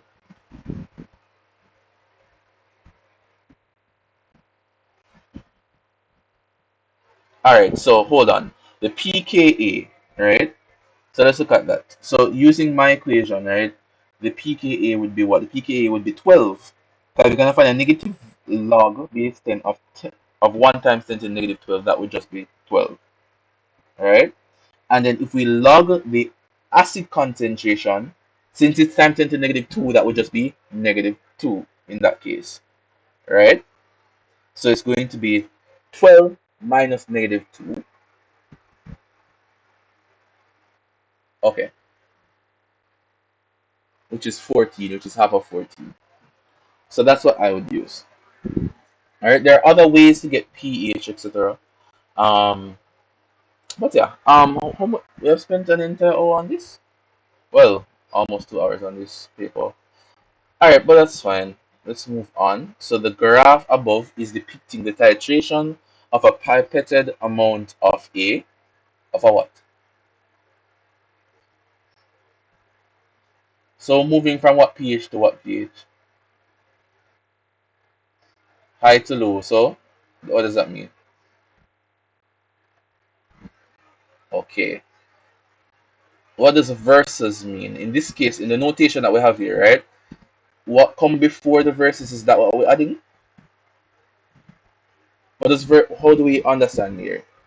For example, oh, go ahead. Go ahead.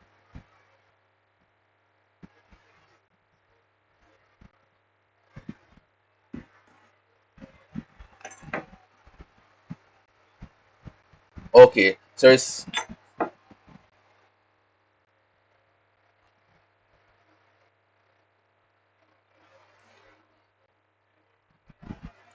mm-hmm,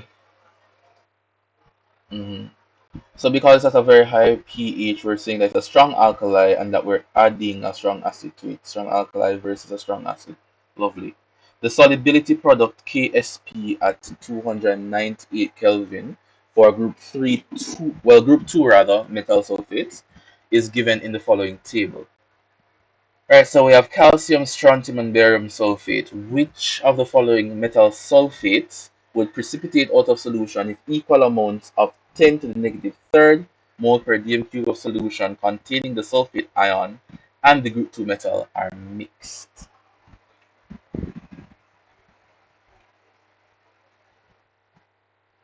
All of them? Okay. What is the solubility product? That's my first question.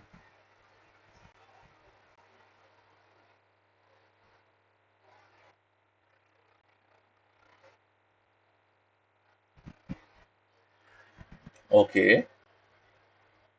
Mm-hmm.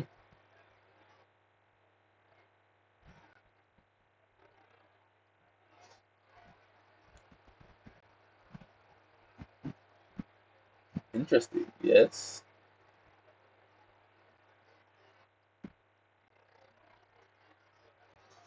Okay, so we have a sparingly soluble salt. That's the terminology that we use. All right. So they're generally all insoluble. How does solubility increase or decrease down the group?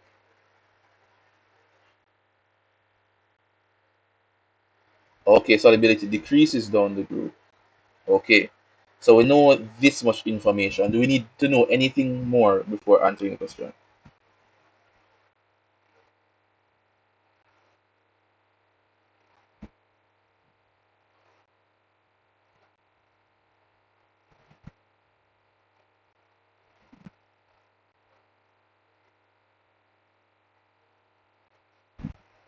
Mm-hmm.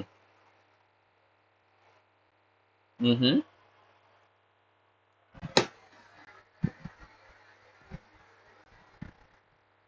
That's beautiful.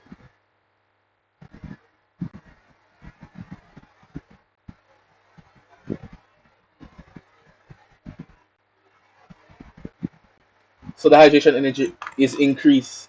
It's increasing or decreasing. Which one? Enthalpy of hydration.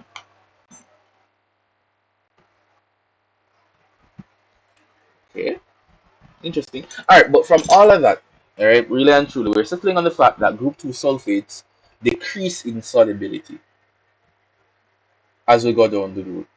So calcium sulfate is more soluble than strontium, which is more soluble than barium sulfate. Fine, right? So we're saying no, right? Which one of these sulfates would precipitate out of solution if equal amount of them were to be mixed? What we're looking for is the common ion effect, isn't that true?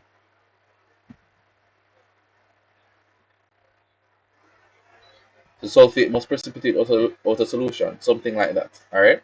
So which two? Wouldn't it be two and three, or would it be all of them?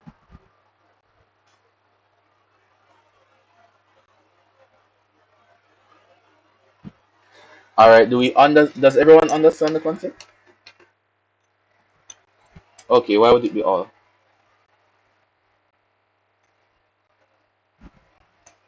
Mm-hmm. Yes, it would. It most definitely would.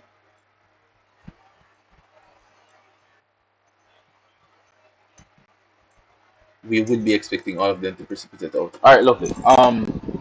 I think well, in different papers that you would see, a lot of persons just put two and three, because of the general fact that those are just the more soluble one, well, the more insoluble ones, right? So remember that paper one is really and truly up to how you think it out and the semantics, how the language puts it, right? Really and truly, two and three would be the best guess because two and three are less soluble than one, right?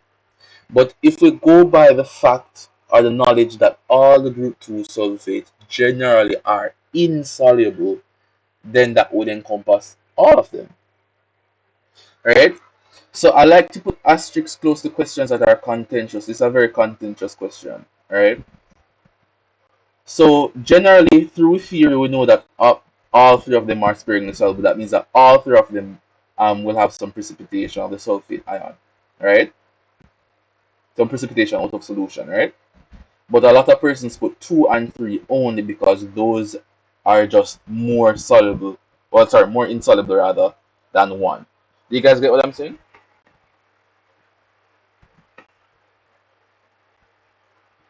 So a lot of persons tend to do that. So I'm going to leave that one up there.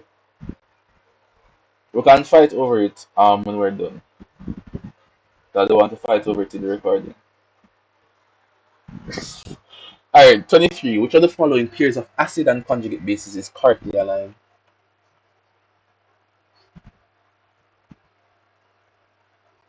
What is a conjugate base?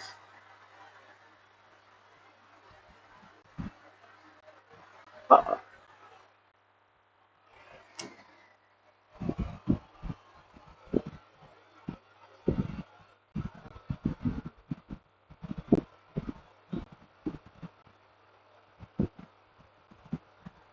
sure.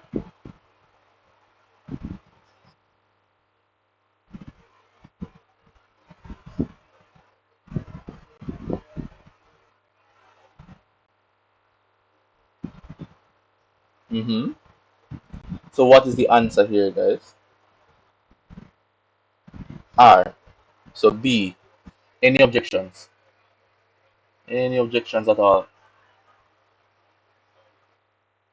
So Q, this is, well, I mean, ammonia can be acid in solvent system um, contexts, where in this case it's actually creating a conjugate acid. So this is wrong.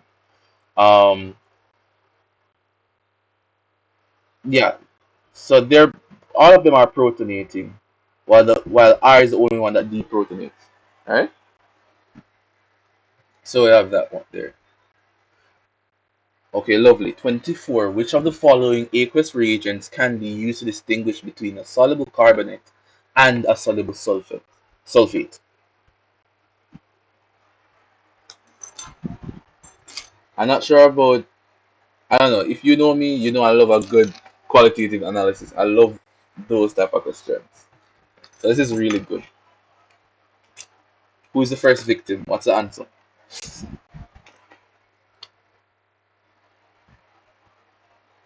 Hmm.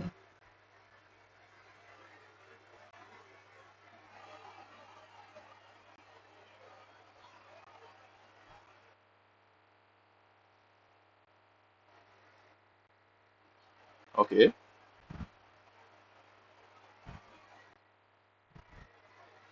So the hydroxide, alright.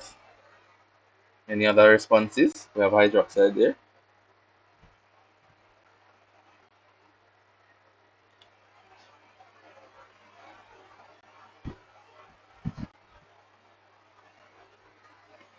Mm-mm-mm. Any other responses? Guys, I think we're overthinking it. We're overthinking it, man.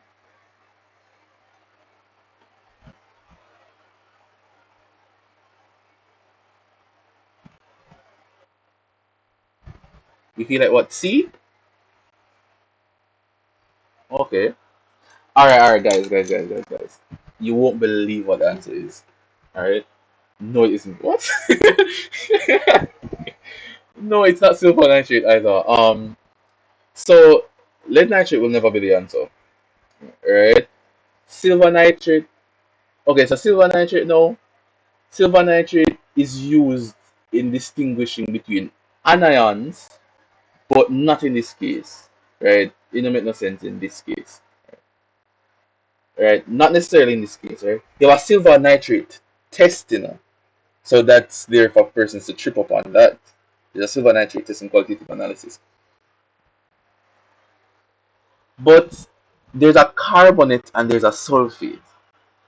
No, you won't believe what the answer is, right? Um, so carbonates and sulfates are bases, and what tends to happen to carbonates is that when we add acids, they tend to liberate carbon dioxide, and mhm, and sulfates tend not to. The hydrochloric acid, right? We could also use barium chloride, right? But it's not here. N- Yeah, the first one was right. Mhm. You know, I like to be like Cape. I want to see people sweat. I want to see you guys stressing out. If you're not stressed out, you not really do chemistry. You get me? Alright, which of the following conditions will cause an increase in the cell potential? And we know what a cell potential is. Alright? So what would cause an increase in cell potential?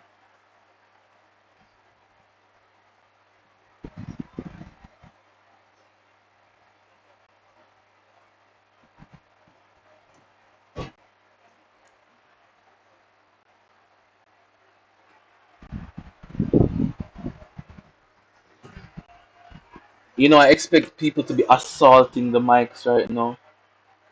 They're like running towards it, hitting the buzzer, school challenge quiz. Like, what's the response?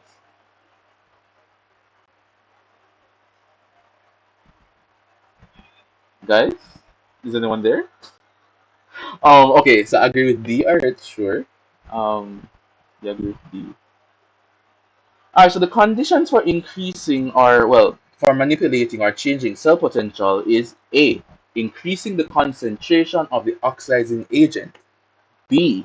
Decreasing the concentration of the reducing agent. C. Using more reactive metals at the anode. D. I'm just listing them, so if you want to write them down, you can let me know to start over. Right? Another way is using less reactive metals at the cathode. Another way is changing the temperature.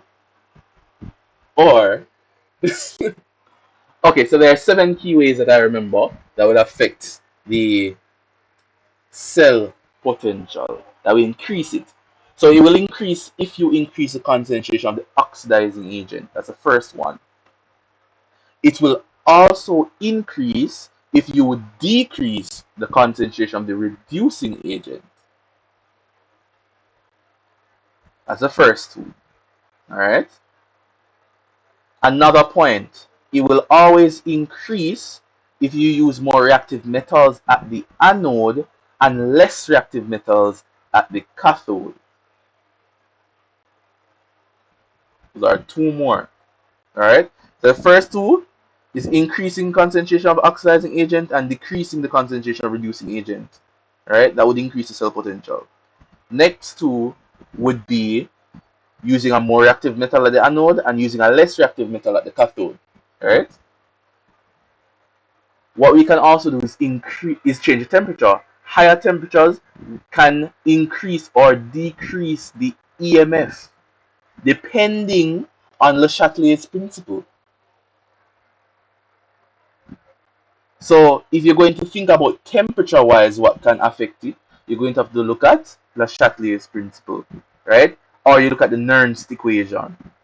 I don't remember whether or not the Nernst equation is done in CAPE, but it feels like we haven't done the Nernst equation.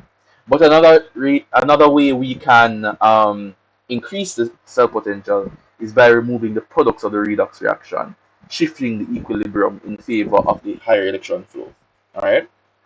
So we should remember all of that. How I remember all of that is that you have to like sit in your room, figure it out, recite them over and over again until you can see it in your dreams. Alright? But let's look at it now. So which of the following conditions will cause an increase in cell potential? Alright? We're seeing increase in the concept. Okay, so first of all, which one is the anode and which one is the cathode? Firstly,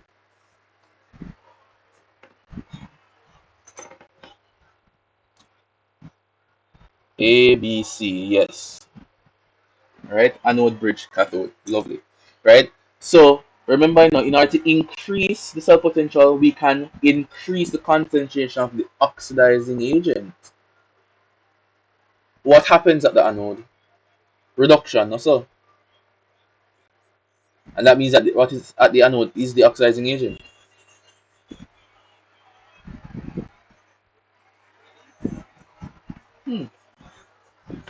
Something feels off.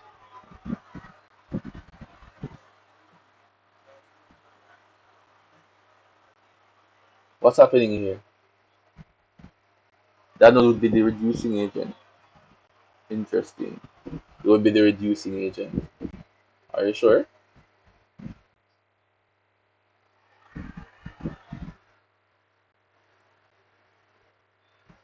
Mm-hmm. Well, okay. So how do we read cell diagrams? That's the first thing I'll ask, right? With combining two half cells, right? So this means that it's just zinc this suspended in a solution of its ions, and then the other part now it is copper suspended in a solution of its ions. Which is more reactive? Zinc or copper? Okay.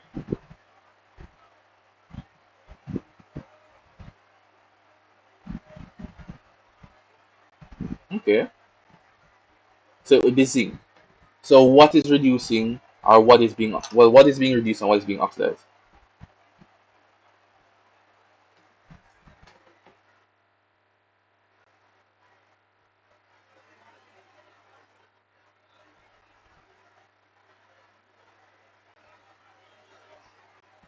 Okay. So copper is gaining, so the reduction is happening at the cathode, right? And then at the anode, oxidation is occurring there. So looking at that, guys, we have to understand the chemistry, right? So looking at that there. So what would be this now? We have to increase the concentration of the oxidizing agent. In this case, the oxidizing agent is copper, right? So we're looking at all the questions or all the answers here. None of them speak to the increasing of the concentration of copper, right? So we can look at it at a different perspective. It's either we can increase copper concentration or we decrease zinc concentration. All right. The answer is D. We decrease the concentration of zinc and we increase the concentration of copper. and that will increase the cell potential. It has nothing to do with the adding of sodium hydroxide. That makes absolutely no sense, right? Copper cannot decrease and zinc cannot increase. It has to be D. All right. So are we okay with that? We can move on now. Alrighty. So we just want to understand everything. I'm I'm not sure whether or not we want to pick up the pace rather, but we can. Which of the following graphs correctly depicts the activation energy and the distribution of energy of molecules in a chemical reaction at 30 degrees Celsius and at 60 degrees Celsius? This is a Boltzmann distribution curve, right? So what are we looking at? Which one accurately shows it? B. B as in boy. Alright, love. Okay, so this is wrong. C is absolutely outrageous. And D, huh, D is almost as wrong as pursuing a degree in political science. And calling it a science. Okay, lovely. So B is the answer. B is the best answer. Anybody has any issues with that? I only hear a small group of persons being vocal in it. So I'm not sure if we're moving and people not understanding. So let me ask again. Is there anybody here that does not understand what just occurred? Okay, it's fine. All right.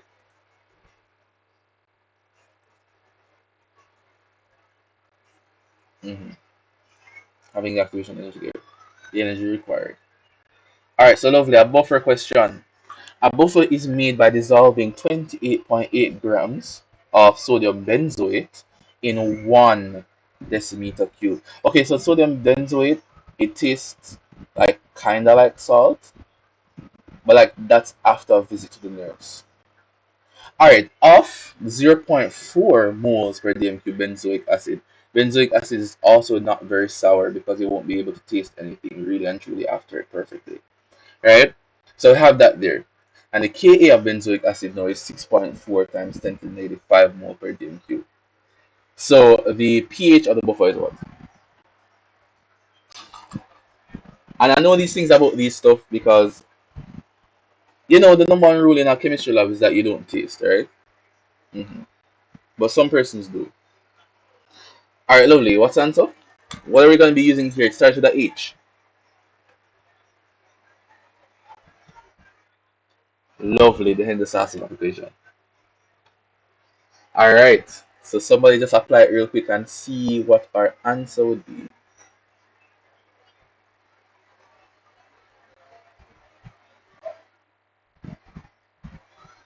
The Henderson-Hasselbalch equation.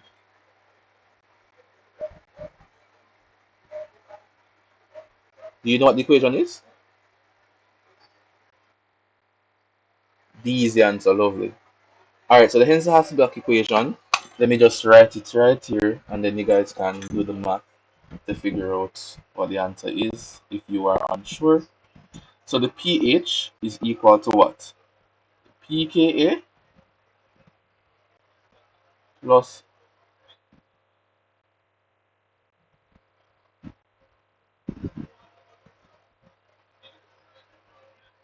lovely. That is it. The Henderson-Hasselbalch equation. Ready? So guys, just again, another very shameful plug. Um, shameful of course. So I have gone through all of these concepts already on YouTube, right? So even with working questions and stuff like that. So if you want to just do a review of stuff like that, you can go there. And there's also Khan Academy, and there's also Organic Chemistry too there, and there's also random white guys doing chemistry or Indian guys. So you can just use only one that you want. All right, so 28. Which of the acids in the following table is the strongest? Now, this question, really and truly, is asking whether or not the candidate understands the relation between acidity and the Ka. What's the relationship?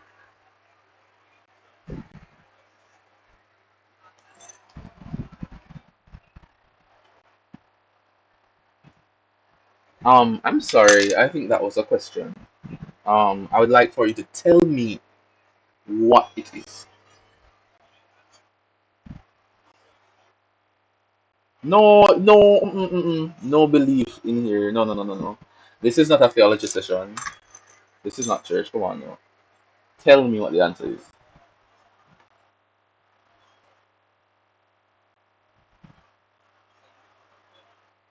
True. Beautiful. So which one of these have the largest number? Okay, lovely. Lovely, lovely, lovely. Alrighty. So you guys know the answer and come and ask me questions. Don't suggest the answer. Tell me the answer.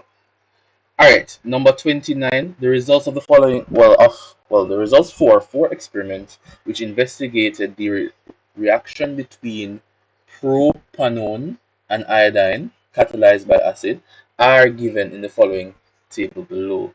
Which of the following graphs represents the order of the reaction? Okay, so we don't care about the graphs right now. What's the order of the reaction that we have?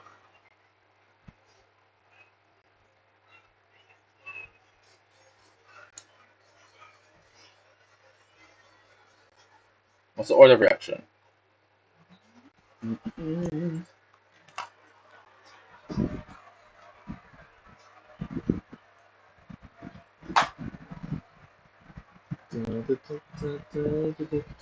When you find the order, please let me know what the order is and why.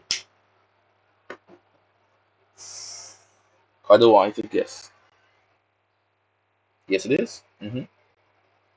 With respect to propanone, my bad.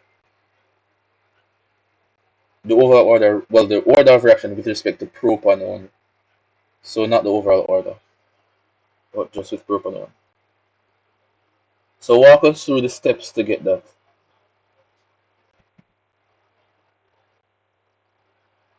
Okay, so walk us through the steps.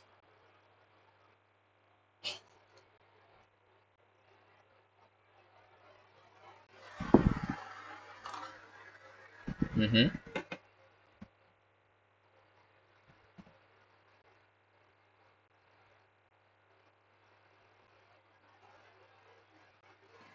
Mm-hmm.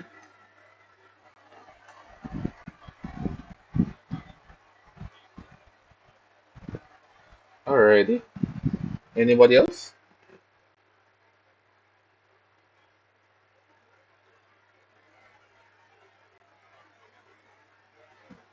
No one? Okay, do we agree that this is first order? Do we agree that this is a first order thing? Checking the chat. No? Okay, agree. Lovely. So if it is first order, which graph now will tell us that it is indeed first order? What does graph A show us? Zero order. What does graph B show us?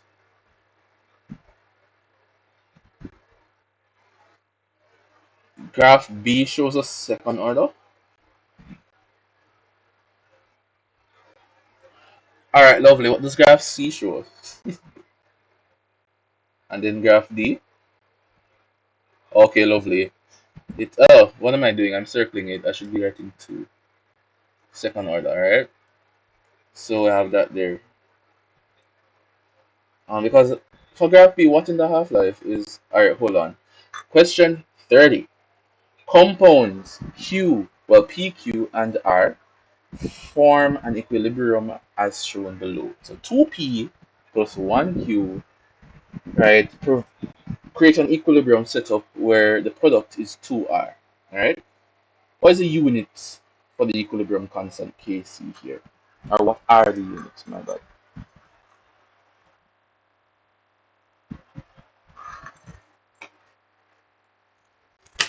Mm-hmm.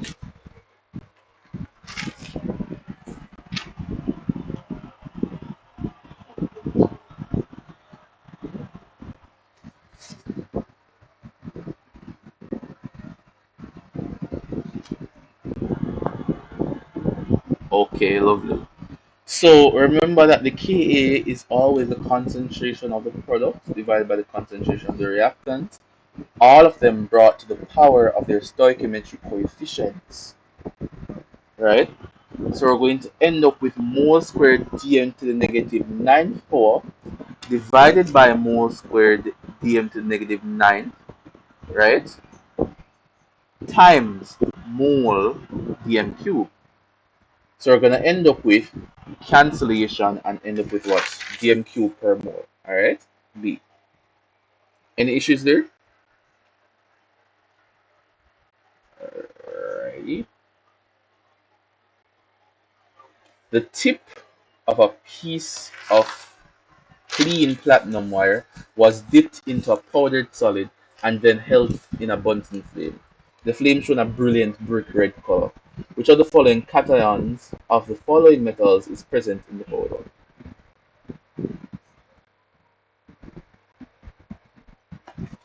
Okay, what would barium give? Apple green, lovely. What would sodium give? A, bur- a bright yellowish. What would potassium give? Purple lilac. What would strontium give?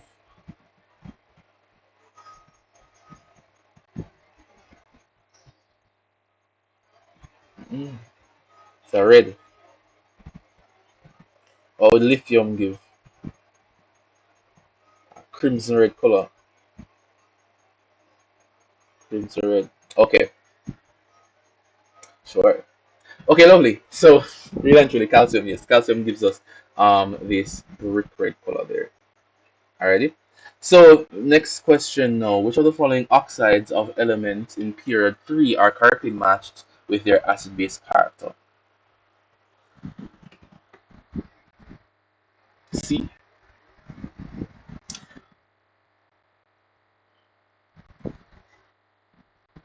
I'm gonna put this as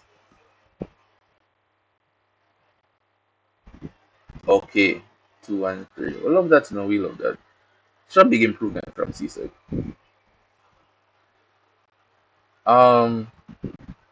Alright. You look at looking at 33. Which of the following statements above? Well, sorry, about bromine are correct. Red rolling color, is that true? Denser than chlorine, is that true? Okay. It is a gas at 20 degrees Celsius. Atmospheric pressure. Not sure?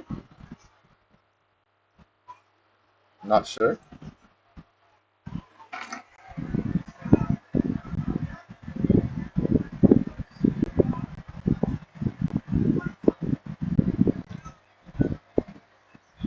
Okay, I don't know what you mean by going down.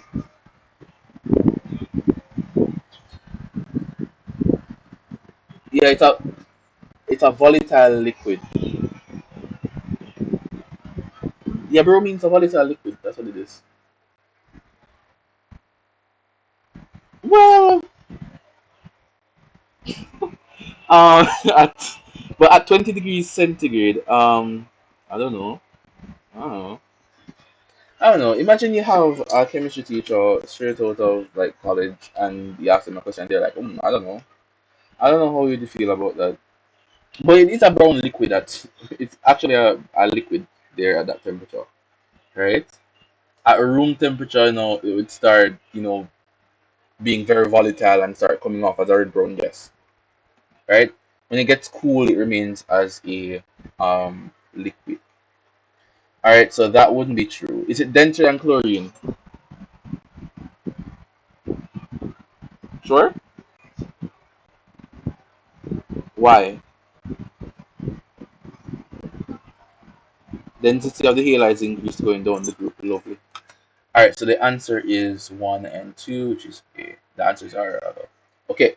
34. Calcium carbonate decomposes at a lower temperature than barium carbonate. Not sure why that is a very important thing to know, but right, why is this?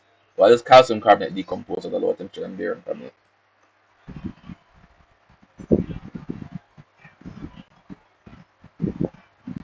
Yes, it has.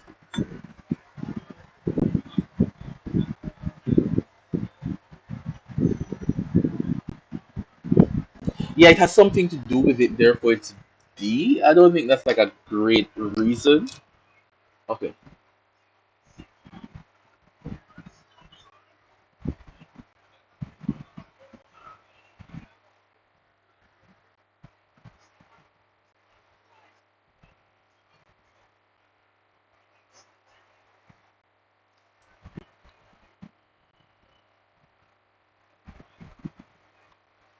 Okay.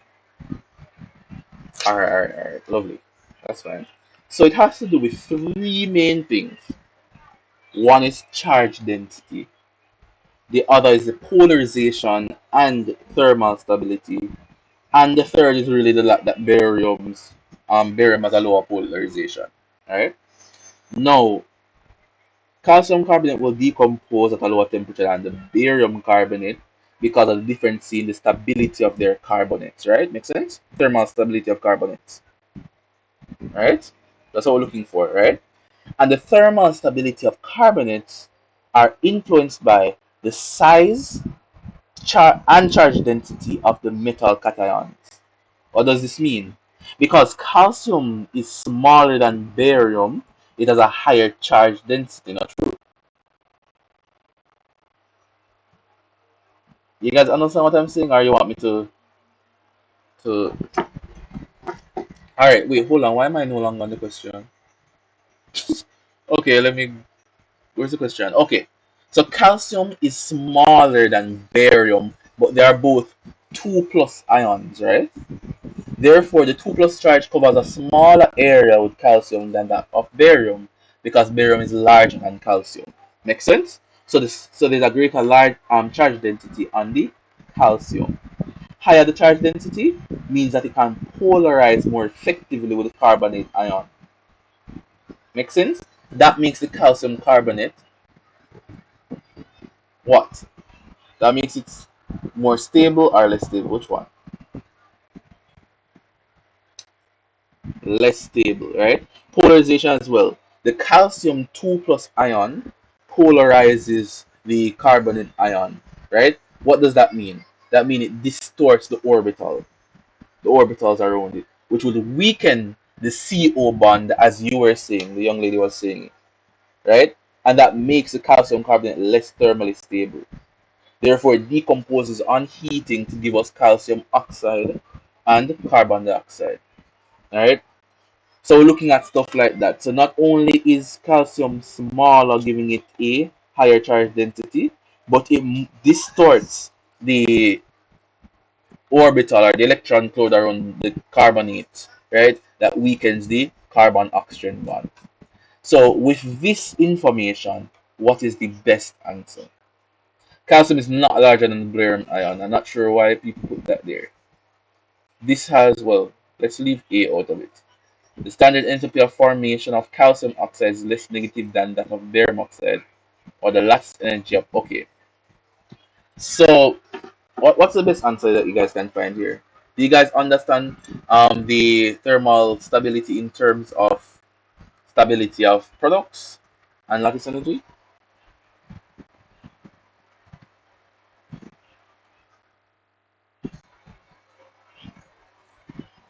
So in terms of lattice energy, what would happen here?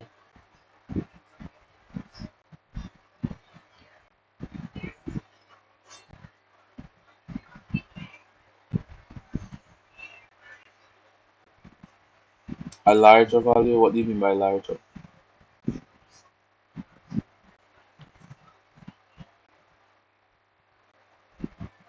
Hmm.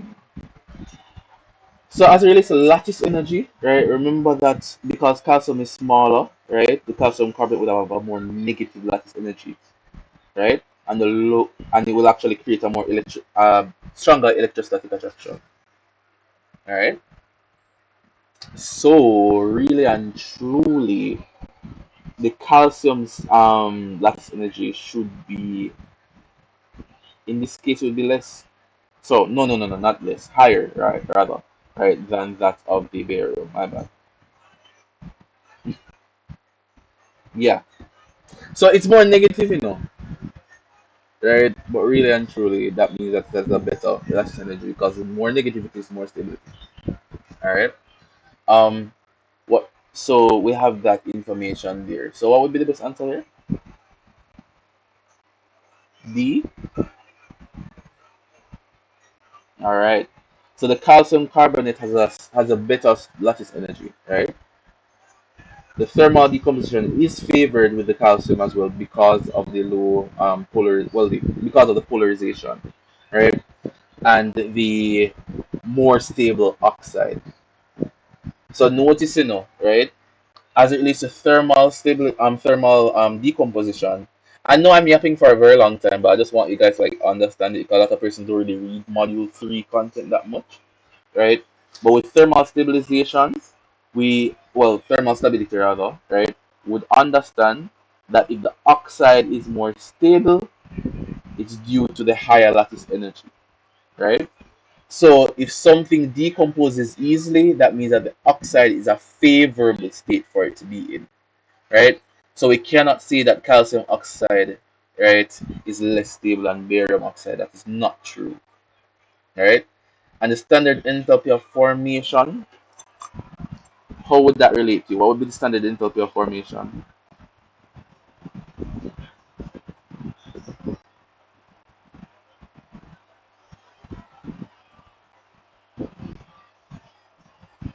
Okay, what is it? Yeah.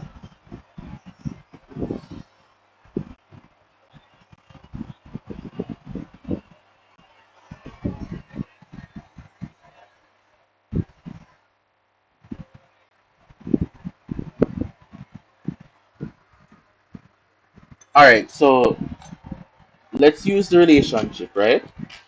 So as it relates to the enthalpy of formation, right? The more negative the enthalpy of formation, the more stable the oxide. All right. So it says here a standard enthalpy of formation of calcium oxide is less negative. That is simply not true. Right? So we have D as the best answer here. But I really want you to go through all of them rather than just saying D and O because it's D and then moving on. Alright? The goal here is to understand, not to necessarily spot, because you guys can spot on your own. Alright? Okay, so 35. A pale green solution of iron 2 plus readily changes to a reddish brown if left uncovered in the lab because what would be the reason for this? Is it magic? Right. B as in boy? Okay. Sure. That would explain the change in the reddish color. It's left open, so it has access to oxygen for it to be oxidized. All right. I think that's the best answer. Let me read the others real quick. Readily absorbs carbon. What? Um. ca- Wait. Iron two oxide. That's not true.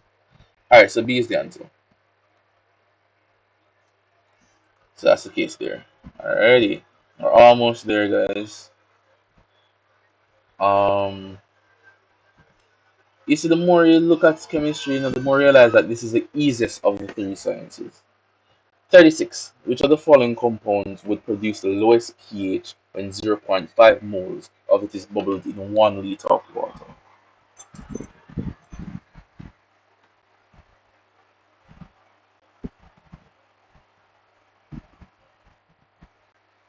Okay.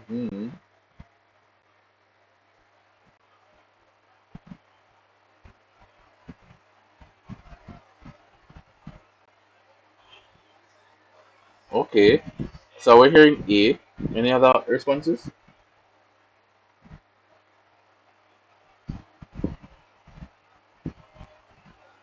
Okay, why A?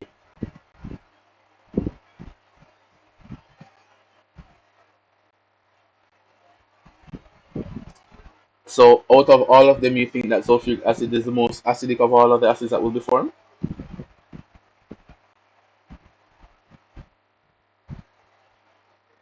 Okay. So we all agree. Why not calcium oxide?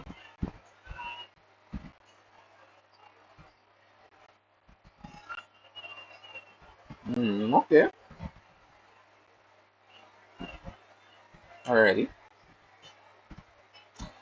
So for sulfur trioxide, right, sulfate, right, we're going to have sulfuric acid being created. For sulfur dioxide, which is sulfite, that will give us is it sulfurous acid? So the first one will be sulfuric acid, the second one will be sulfurous acid, right? And then the other two would be calcium hydroxide and sodium hydroxide. So we know that the best one would be A, sulfuric, not sulfurous. All right. 37. Which of the following solutions is best suited for determining the presence of halides in river water? What's the best answer? Silver nitrate. Sure. Any other responses? Any better responses here?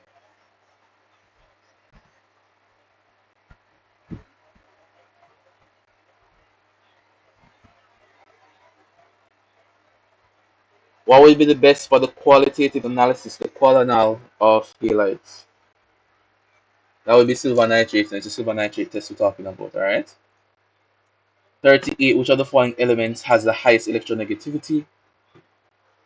Before you answer it, what is electronegativity and what is a trend?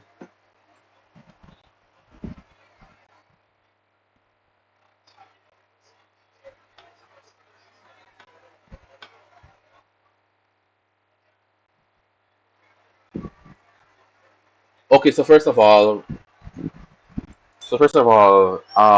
let me think about it before I tell you all that you're wrong. Let me think about it first. I think that y'all are wrong. Prove me wrong.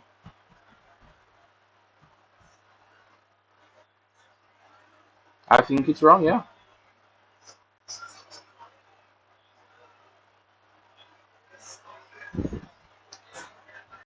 That is better. The thing is not it's not necessarily a tendency for something to gain electrons. It's for it to bring electrons closer to itself. To attract, yeah, to closer to itself, right? The minute you put gain in there is like, what in the electron affinity are you referring to? You know?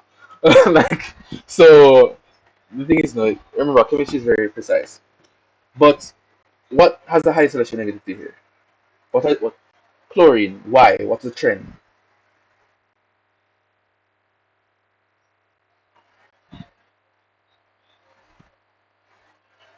Okay, okay. So in terms of periods, what is the trend? From left to right, lovely. And in terms of groups, you sure? Oh, you agree too? Interesting. How can I allow this up? This sounds okay. Do we all agree that that is the trend? I thought that is the case. No, but I have to guess right, y'all. It is the case. Electric negativity will decrease going down the group. Lovely, right? Because remember, it has something to do with atomic radius as well. So what is the so the highest we say here is what?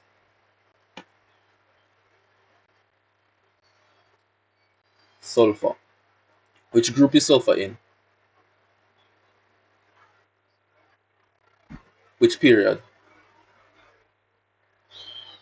What's the electronic configuration of sulfur?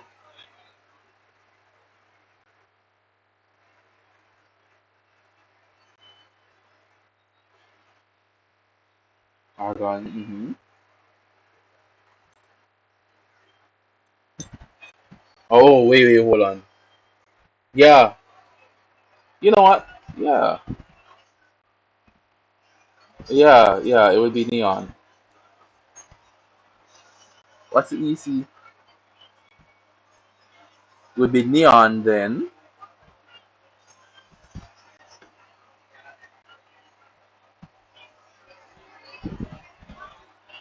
Knows that this question is not on the paper, but I'm still asking.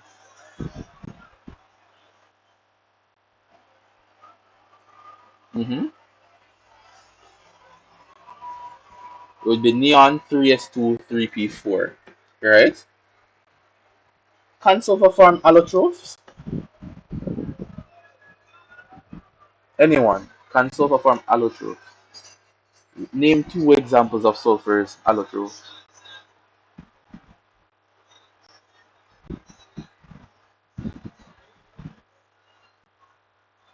Wait, you mean white sulfur and red sulfur? That's what you're saying? Isn't that phosphorus? Okay. Alright, so the allotropes of sulfur, monoclinic sulfur is one. The thing is, no, you have rhombic, monoclinic sulfur. Well, you have rhombic and monoclinic, right? You have those two of those. You have a ring shaped one, you have alpha sulfur, you have beta sulfur, right? You have different types of sulfurs like that. Just asking, just a question. Number 39, copper 2 sulfate gives a blue solution which contains a complex given here, which is hexaminocopper, right? It is formed with excess ammonia. Which of the following deductions can be made from these observations? A. Alright. So copper sulfate gives a blue solution when reacts blue solution which contains the complex that formed with that. So we're saying that the complex ion is hexammonium copper. Hexamine copper. Alright, that's fine. So I have that there, and then 2 is saying that that complex has a higher stability constant than the hexa aqua copper. Is that true? The K stab is higher. Alright, lovely. So it would be 1 and 2. 2 to 2. Isn't this just lovely? I haven't felt such peace in a long while. Wait, did I skip some questions? Yes, I did. Is it just this? Oh, it's just this question on this page. The next page. Alright, so which of the following factors is responsible for the molecular iodine having the highest boiling point? So I have this diagram here. Let me zoom out a bit. So which is responsible for iodine having the highest boiling point?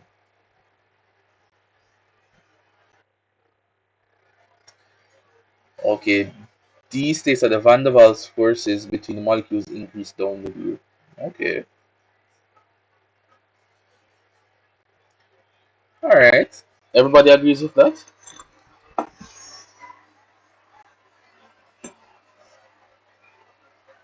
Do we agree? I don't want.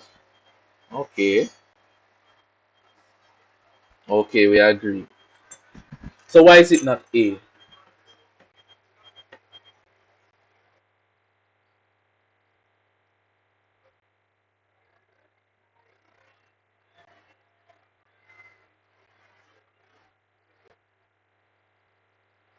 Yes, it is.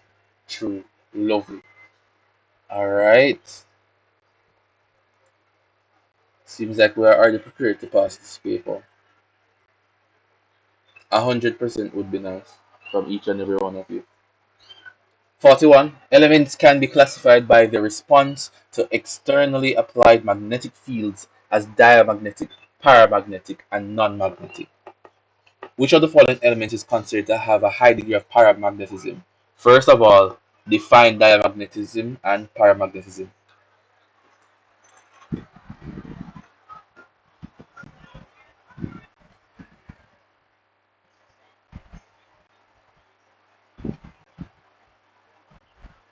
Okay. Did everyone get that?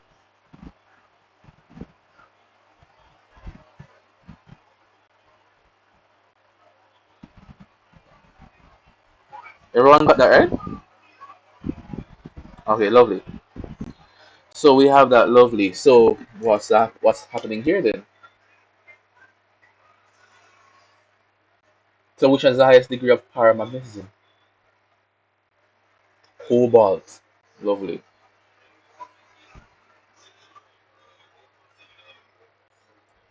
42.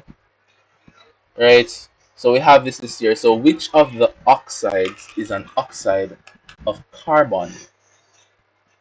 Huh. This is interesting. which would be an oxide of carbon, crystalline. Okay, so an oxide of carbon would be what? Carbon dioxide, right? Or carbon monoxide. What type of structure would it have?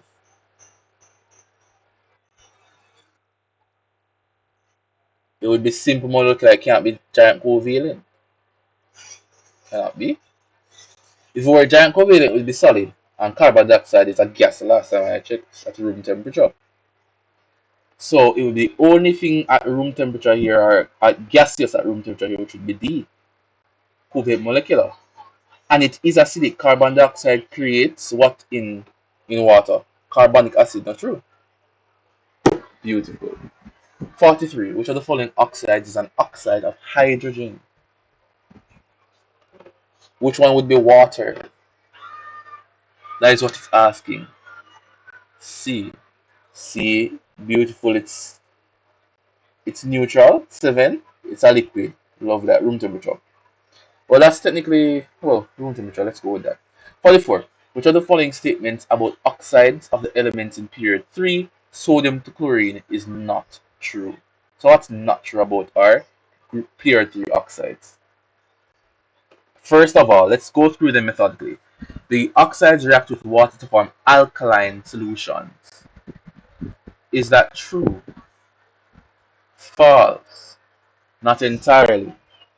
Right? The ones that will form alkaline solutions would be what? Sodium and magnesium. Aluminium would be the amphoteric, and then they would start going to acidic. Lovely. Beautiful. B now. The oxidation number of the element in the oxide increases across the period.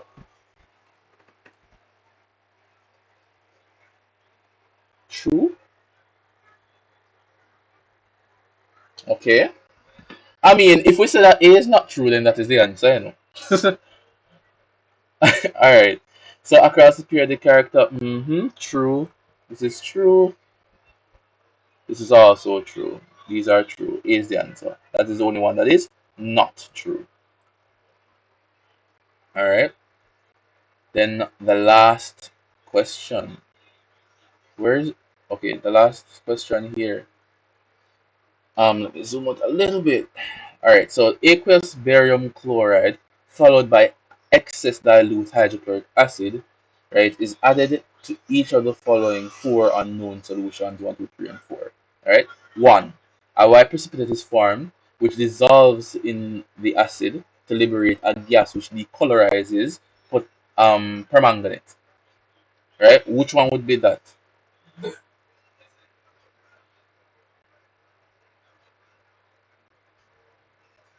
Who would know what that would be? Alright. 2 is no precipitate form.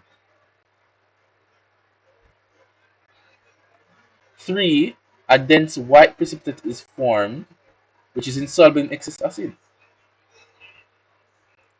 And 4, a white precipitate is formed that dissolves in the acid to liberate a gas, which forms a white precipitate, right? With this. What is the answer?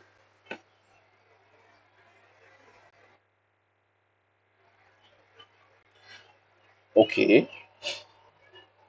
Um, my next question is going to be why, right?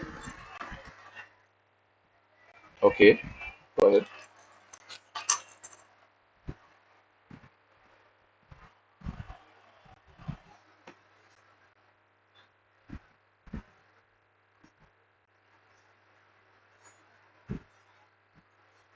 Okay.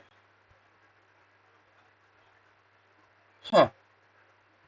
A dense white precipitate is formed which is insoluble in excess acid. That would be common ion effect. Yes. Yes, yes, yes. Would it be common ion? No, no, no, no, no. Hold on. If I increase. Mm-hmm. Yes. So, okay, so that's there. That's fine. Alright, so we're saying that, okay, so first of all, a white precipitate, right, that dissolves in acid and liberates a gas when reacting with the white, with, well, number 4 I'm talking about, right? For number 4, all of these will be the same. They are the same anyway, so 4 can't really eliminate anything. Notice now that we have these ions here. Alright, first of all, we're reacting the barium chloride and the followed by excess acid, right? We would need what gas being evolved here? What would be the gas being evolved in 1? If it were to contain SO3, 2 negative, what would be the gas evolving?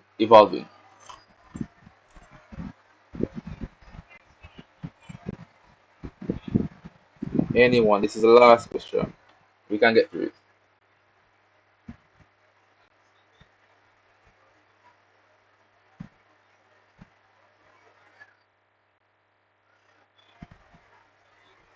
So for the okay, not sure.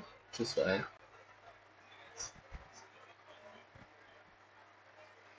So we're looking at that. So if we write out the chemical equation and then have a look at it.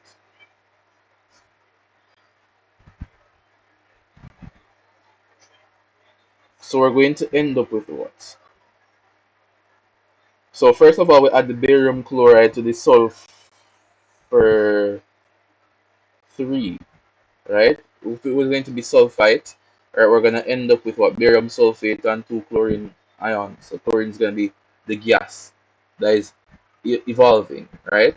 Because remember, from CSEC, chlorine is the only gas that you learned decolorizes, right?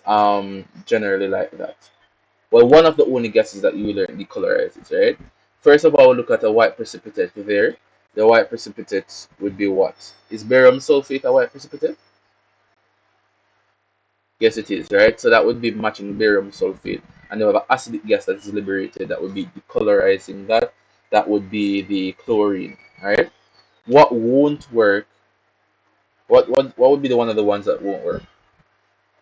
Would SO3 work in this equation? Would the equation work with SO3? No? Are you sure?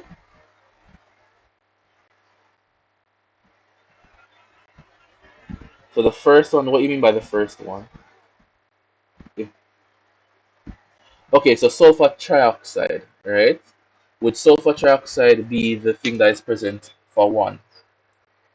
Or is it sulfur, or is it the sulfate ion?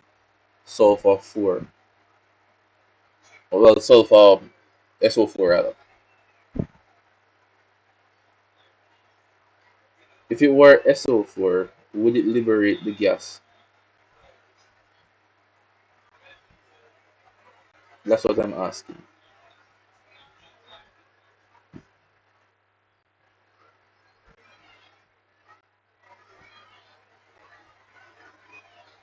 Okay, the trioxide. Alright, so you're saying that trioxide is present there.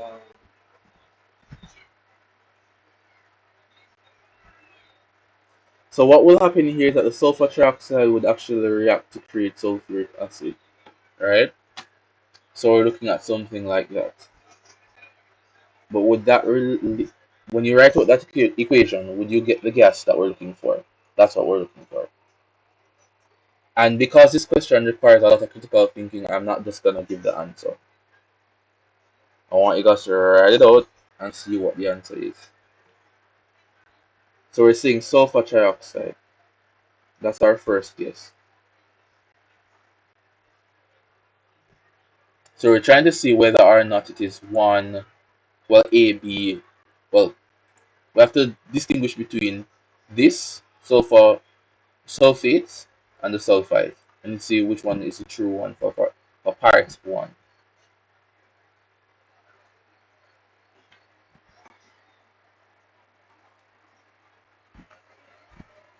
Are we lost?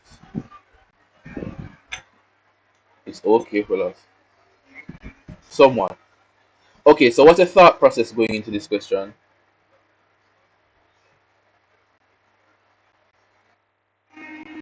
It's just a question there, and you're like, let me choose one of these letters. Okay, anybody else have thought process here?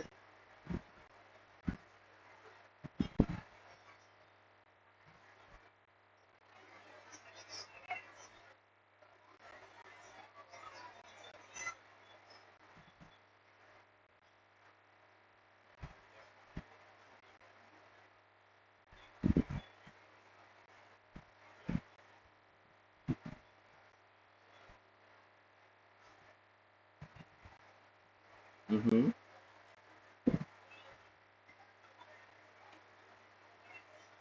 Okay. Hmm. Mm. All right.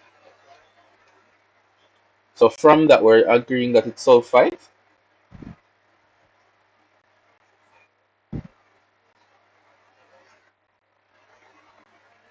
Okay, so we agree that it's sulfite. All right. So the answer, it would more likely be sulfate than sulfite.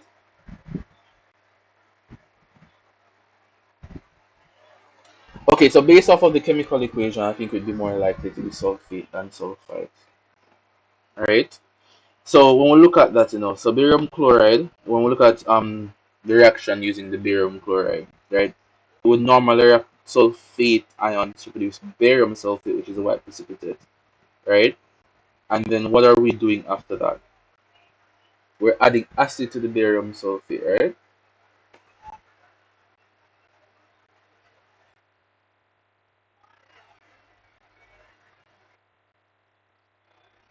Mm-hmm.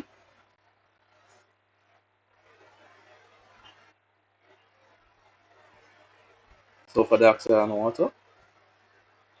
Mm-hmm. Mm-hmm.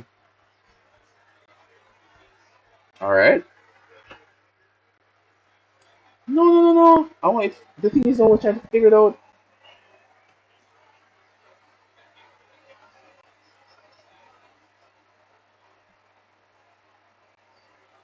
And is the chat active? I want to see what's happening, what we're thinking of.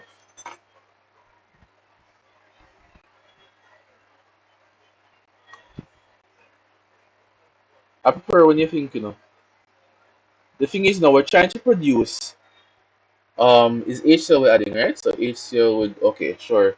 So we're trying to produce something some type of gas like hydrogen sulfide or something like that. That would be acidic in nature. Right? We're trying to get something like that. So if we add barium chloride, right, and sulfite, what would be the reaction? That's what we're really asking first.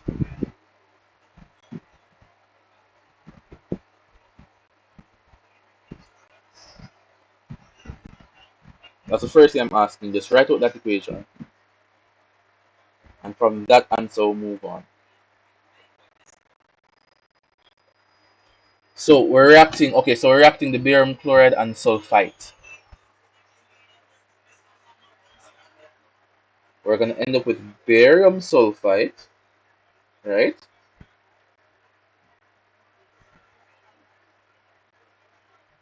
Which is a precipitate. And then if we add acid to it now, then we're gonna get the sulfur dioxide gas. All right. Sulfur dioxide gas is acidic or basic. All right. So the answer here cannot be B. All right. So it's either one of A, C, or D. Alright, then we remove this box here. The next part, no precipitate is formed. So if we're supposed to do that, which one of these would form no precipitate at all? So we add barium chloride to chlorine, then add HCl.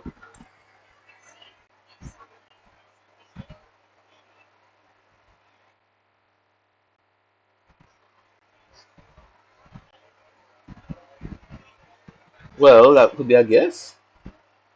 Yes or no?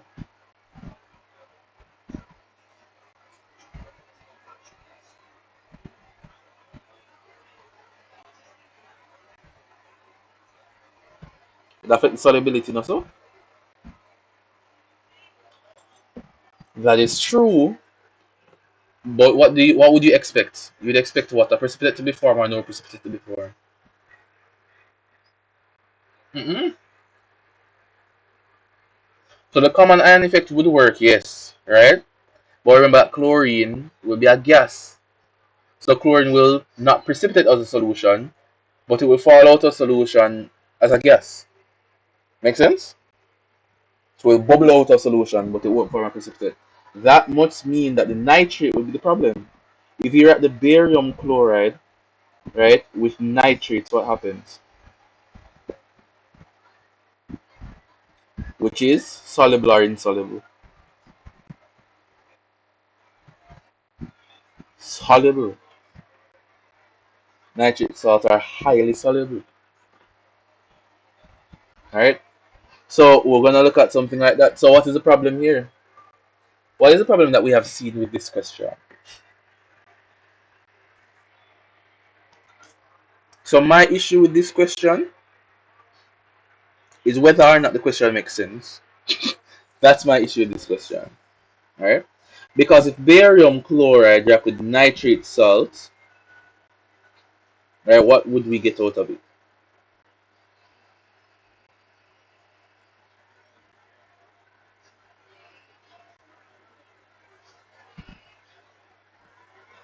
Hello? A displacement reaction, okay. What are the products? The nitrates? Are we sure we're gonna get barium nitrate? Okay, and well, it wouldn't be chlorine gas specifically, right? Because if we're gonna get a chlorinated compound, right? If there's no water, then of course, because remember it's aqueous. If there's gonna be water present, it's gonna form nitric acid, and then you're gonna get barium nitrate and hydrochloric acid, right? Barium nitrate is a soluble salt, right? But if we add excess HCl to barium nitrate, what do you think would happen? Will it dissolve? Yes.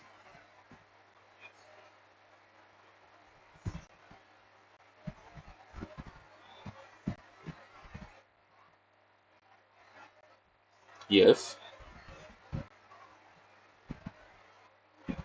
Okay. So looking at that, all right. So would that be a precipitate being formed?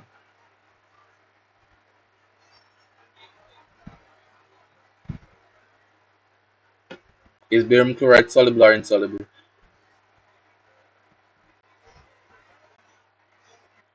Soluble.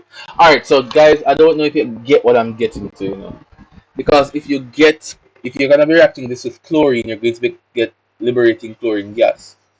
If you're gonna react this with the nitrate, you're going to get a salt, barium nitrate or barium chloride, depending on the equilibrium, to give you something that's highly soluble as well. My issue really and truly here is that I don't think the question makes sense. But what are your opinions on the question?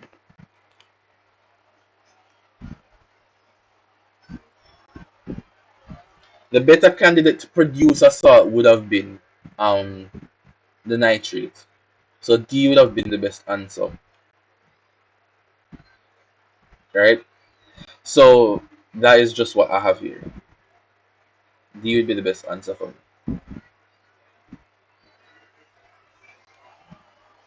Is this a repeat question? What is the answer that you normally see? B as in boy? Okay, lovely. Alright, so D, because when you said D and I heard B as in boy, I almost resigned. Alright, so D is the best answer here. Alright, that's what we have going through here. That is what we have.